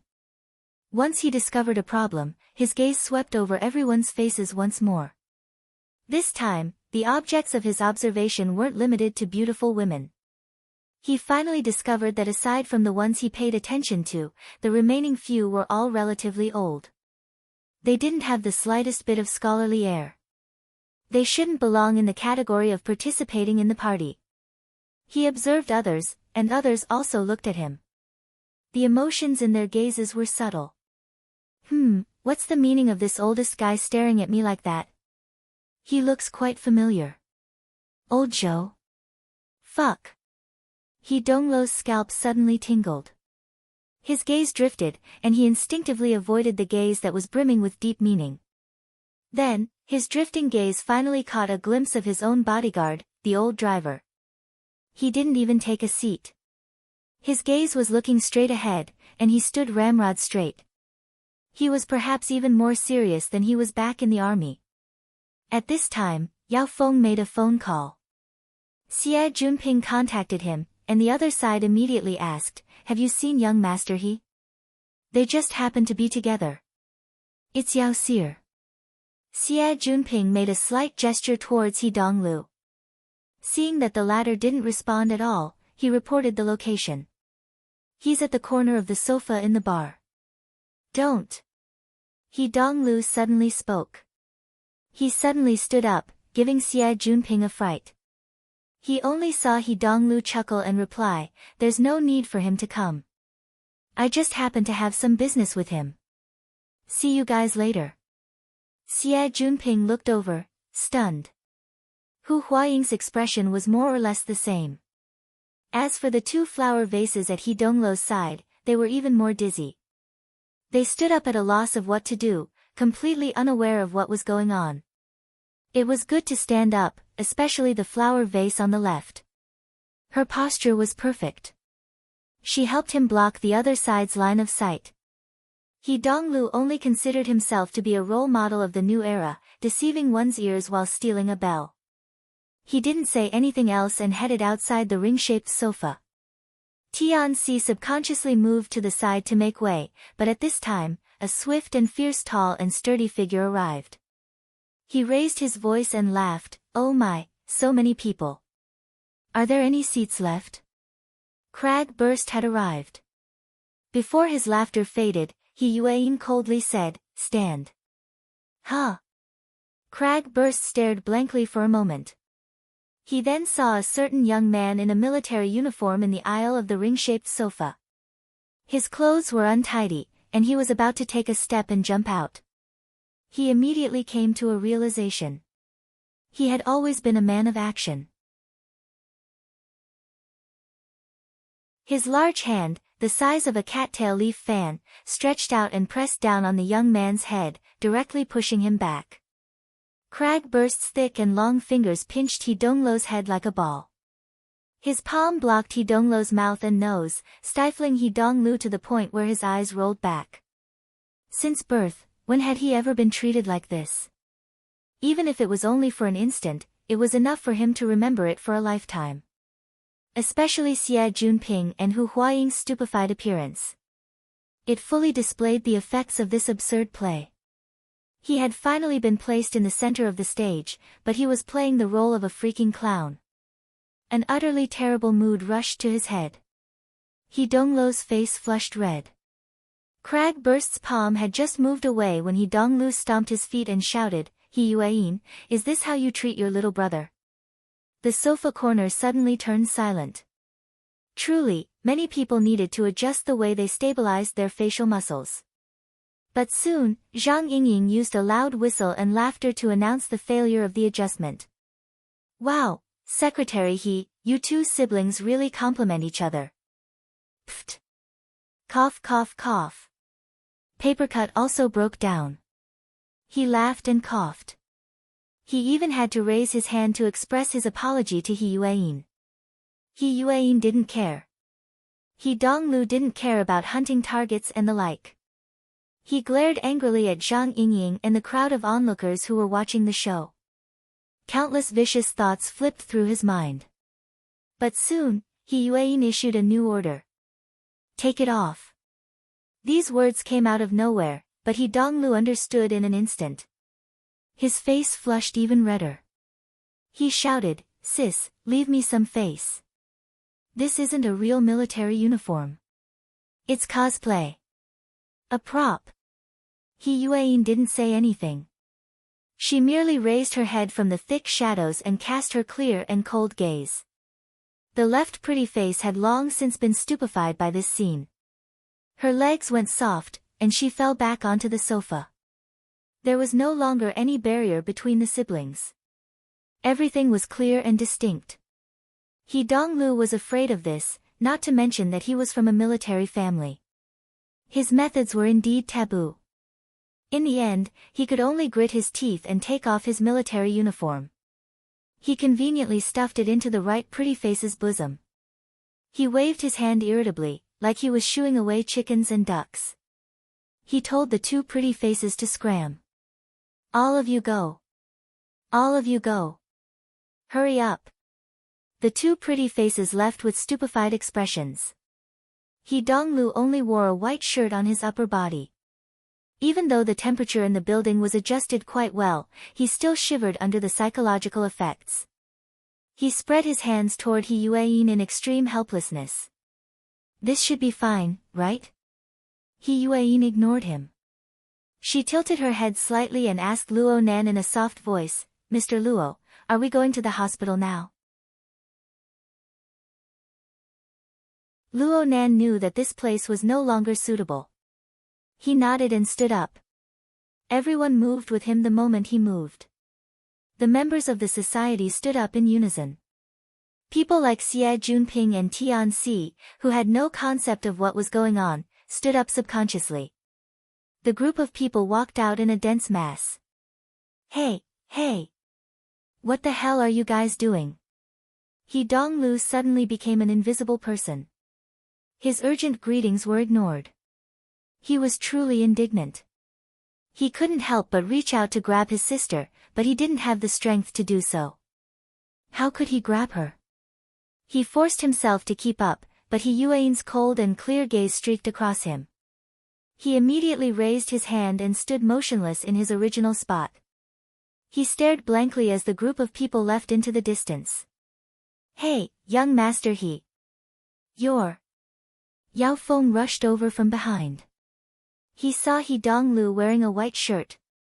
He raised his hand as if he had just been robbed. The dense mass of people in front of him had already merged into the stream of people. He couldn't see them clearly. Yao Feng just felt that this was inexplicable. He called out, young master He. You can see me. Huh? He. He Donglu no longer paid attention to Yao Feng. He just lowered his hand and sat back down on the sofa. Since He Yueyin was here, he had already more or less guessed the group's background. Everyone in the family knew where He Yueyin's focus of work was during this period of time. A group of arrogant soldiers and valiant generals. Criminals outside the law. He Donglu was still gnashing his teeth a bit, but he was confused in the blink of an eye. Secretary? What the hell? He Donglu tried to recall Luo Nan's face, but he was affected by his glasses and the dim lighting. He was unable to remember Luo Nan's face clearly. His mind spun a few times, and his impression became even more blurry. He leaned back, nearly giving up. But an exceptionally clear picture inexplicably flipped over in his mind. In the dusky region, the ripples of light were faintly discernible. Luo Nan and He Yueyin sat side by side. One was stooped, the other upright. And wasn't the distance a bit too close?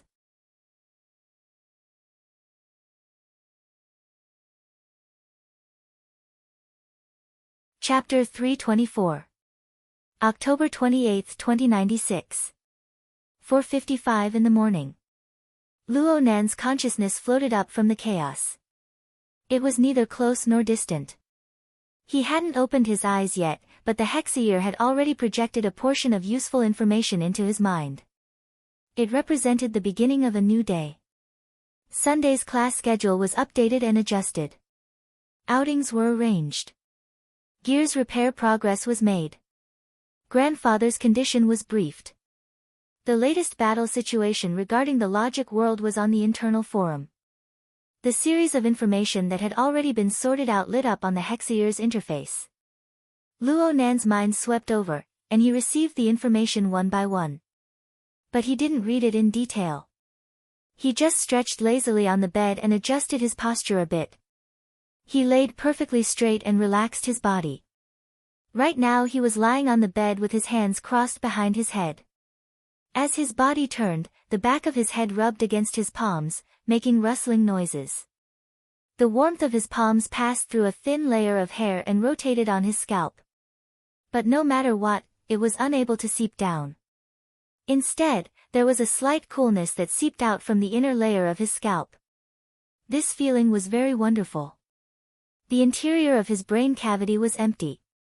It was as if his brain tissue had melted away, leaving behind only the eye's orifice that was gradually becoming complete. The external neuron that revolved and twisted. It was neither close nor distant. It seemed to be separated by an invisible curtain. It was no longer like 2 days ago when sparks of electricity were crackling everywhere. But upon careful contemplation, there was a wisp of cold air passing through. In a trance, that area seemed to have sunk in. It was impossible to see the bottom. It led directly to another indescribable dimension. Right now, a cold wind blew from within, filling his entire skull with a chill. It was as if his forehead had caved in with a hole. Luo Nan grimaced with his eyes closed. His consciousness was a bit erratic. That cold and gloomy stream of air was like a long thread, pulling in enormous waves of grayish-white clouds. It churned and rushed into the depths of his brain. It opened up his mind, which was originally restrained in one place, to accommodate the unfathomable vast world of reality and illusion. He slowly opened his eyes. The room was dark. Only the residual light of the street lamps in the neighborhood passed through the window screen, giving the room a bit of brightness. It faintly outlined the outlines of various furnishings. Luo Nan's current level of cultivation in the eye's orifice gave him the ability to see in the night. His gaze could see the fine details, but his line of sight was unfocused. He didn't pay attention to the structure of the ceiling. He was in a daze for a while. Then his gaze finally focused. He exerted strength in his waist and abdomen, and sat up. This was her uncle's house, his bedroom. The space wasn't very spacious, but the bed was. Luo Nan put up with it, assuming a posture that tested his flexibility on the bed. It was like yoga, but it wasn't yoga. It wasn't guidance, but it was loosening and loosening his muscles and bones, training his body. His entire body was like a deformed meatball. He tossed and turned from one end of the bed to the other. There were only 2 things that did not change during the process. One was the state of breathing in and out, where the breath was continuous, and the other was the electric fire generated by the coupling between the eye's orifice and the external neuron. It crackled and flickered, shining in the brain, then down to the lungs, and even the tips of the hands and feet. The vibration opened up all the pores in the body, and sometimes there was severe pain, but the perception became more and more acute. This morning exercise class lasted for 40 minutes. Although it was all bed exercises, most of the exercises involved touching the bones, flesh, and tendons. It was quite comprehensive. Not to mention, there was also the coupling force of the 2 sets of gears within the framework of order that affected the entire body. It was both a tempering and a torture. The feeling was definitely not one of enjoyment. By the time Luo Nan got off the bed, his body was already damp. The bedding and the like were naturally cleaned up by the housekeeping robots. Luo Nan only went to the bathroom to take a shower. He looked into the mirror, which was mostly obscured by steam. He saw his body, which was still thin, and his eyes, which were densely covered in cracks. The cracks in his pupils seemed to have shrunk a bit compared to 2 days ago. He still looked quite horrifying, and there were occasional flows of electricity. There was nothing to say. He had to cover it up. Luo Nan picked up the mirror case by his hand and put the contact lenses in his eyes. He couldn't use the other functions of this toy, but the effects of the contact lenses were first class. Luo Nan waited until everything was ready. He was dressed neatly, and he recovered his appearance as a young student. He went downstairs and went out to begin his routine morning run. He had just run out of the house when the sound of whistling entered his ears. It was transmitted through the hex ear, followed by a temporary tactical position. Luo Nan went through the information in his mind. He quickly turned his head and saw a tall figure 50 meters away in the darkness of the night. The figure was reaching out with his fingers, aiming at Luo Nan's head. Bang! You're still a bit slow. Crag burst grinned, revealing a mouthful of white teeth. Are you sure you want to compete in sniping? Luo Nan laughed as well. He communicated with Crag Burst through the hex ear and ran over to meet up. Crag Burst was dressed like a morning jogger. The two jogged side by side. Aside from the large difference in height, they were no different from other people who were training together. Crag Burst's appearance outside Luo Nan's residence was naturally not a coincidence. According to the schedule, it was time for Crag Burst to teach crash course in universal commands. And everyone understood that this was one of the protective measures for Luo Nan. The purpose of teaching was to ensure that there was always an ability user by his side. When an unexpected event occurred, the ability user could protect him, cooperate with him in battle, and so on. Perhaps Yuan already had such thoughts and arrangements when she created the training program. The actions of those people from headquarters only pushed this arrangement from hidden to obvious. Luo Nan was non-committal toward this arrangement. Compared to himself, he was more concerned about the safety of his grandfather, his uncle, and his aunt. The society had made arrangements for this, but the results had yet to be tested. Luo Nan wished that he would never test this for the rest of his life. I saw a post this morning. The big debate is getting more and more explosive. Most people are just messing around, but some people are quite interesting. Don't you have an anonymous post? Crag Burst and Luo Nan were friends who had fought side by side. They were quite familiar with each other. They were quite different from the other teachers. Before the lecture, he chatted idly with Luo Nan about the heated debate in the logic world over the past 2 days. Luo Nan thought of the information he received in the morning and shrugged. Isn't it all a strategy? I think the results are quite good. Half a month had passed since that night at Frost River Reality. The discussion regarding President Ouyang Chen's logic world on the society's internal forums had truly become popular. It looked slow, but it could be seen that the lover's heart was clear. It was all hype. The general logic was like this: hey. Have you heard of President Ouyang's logic world? A spatial fault that forms a world of its own. That's awesome. It really is awesome. But this toy is too high and mighty. I can't understand it. Haven't you seen the forums? A bunch of people are interpreting it. They're all so clear and logical. It's like they're all extraordinaries. But, Old Yu replied. Old Yu? Yeah. It seems that he agrees with the OP's words. But that OP only heard about it from someone else. It's just a casual remark. It's a bit roundabout. Her Majesty Empress Wu doesn't quite agree. Oh my. This person replied too. A fleeting moment. Those two haven't opened their mouths yet, but the people below are making a ruckus. They haven't stopped yet. They're all clamoring for President Ouyang to personally explain. Tisk, TSK. Let's go take a look. Just like this, it was like a crosstalk.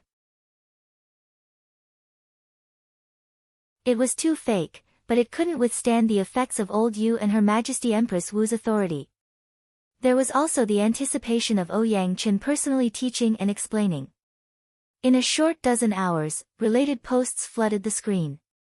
They were full of words like, support Old Yu, long live Empress Wu, pay respects to Old Yu, Her Majesty Empress Wu is the best, and so on. Of course, a bunch of bored people wouldn't let go of Ouyang Chen, the instigator. They posted messages like they were celebrating. President Ouyang has come out to receive guests. He's already outside the laboratory. Who has the guts to knock on the door? Seeing is believing. Hearing is false. Bragging will get you struck. I strongly request to set off fireworks again. No, I mean the logic world. 70 to 80% of the people who left such messages were from the Xia City branch. After Her Majesty Empress Wu had successfully entered the ranks of extraordinaries, Xia City's Iron Triangle had become even more illustrious. All the branch members were honored. So, instead of calling it a debate, it was better to call it a show of closeness. It actually increased the Xia City branch's cohesive force.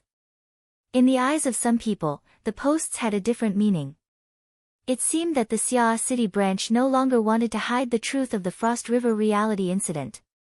Did they want to announce it to the world? Otherwise, why would they mention the logic world? So soon, the other cities that had set up the psychic wave network joined in. Most of the people who followed were high-end people. They wouldn't worship the Iron Triangle, and they were disinclined to leave a message in the post that had gone off topic early on. But they would swipe a few times from time to time. They wanted to see if Ouyang Chen would say something later on. They wanted to see if he would reveal any useful information. And this was the effect of the hype. The attention of those people would be pulled to the side of the Iron Triangle. They wouldn't talk about Luo Nan all the time. These were the three big shots of the Xia City branch. They were diverting the pressure from Luo Nan. It could be considered a patch for the sudden incident from 2 days ago. Luo Nan calmly accepted this because this was what he deserved. But then again, whether this diverting method would be effective was still uncertain. It was impossible for Luo Nan to place all his hopes on this. He just paid a bit of attention, that's all. Moreover, there were tens of thousands of stories. There were many long-winded discussions, confusing people, and stirring up the atmosphere. They were all mixed together. Luo Nan felt dizzy just looking at them. It was better to keep a respectful distance. However, Luo Nan was also curious about Crag Burst's attitude. Don't you hate this kind of pure-mouth canon the most? Can you keep looking? Why can't I keep looking? It's very pleasing to the eye. Crag Burst gave a thumbs up. Her Majesty Empress Wu is really cool this time. She took all kinds of private photos. She's so beautiful. And then there's that group of girls from her firm. They're lining up to take photos together. This is a once-in-a-decade opportunity. Hurry up and save them. Remember not to save them on the Psychic Wave Network. Otherwise, if Her Majesty is in a bad mood, all the collections will be finished. Fine. Luo Nan now understood why the popularity of the post had exploded. But then again, Her Majesty Empress Wu was a legendary woman. Luo Nan had long heard of her name, but he never had the chance to meet her. He was very curious as to what kind of person she was. She was able to tame Zhang Yingying, who had a temperament like hers. Luo Nan's thought was born, and he wanted to observe. He never expected that Crag Burst would scream as soon as he opened the page from the Hexayear, "Fuck my cloud drive." You're tuning in to the Blissful Bookshelf YouTube channel. We're so grateful for your support, and don't forget to subscribe to join us on this incredible journey through captivating stories. Your generosity through donations truly makes a world of difference, as it's the primary source of revenue that allows me to expand and enhance this channel for you. Thank you from the bottom of my heart for being a part of this adventure.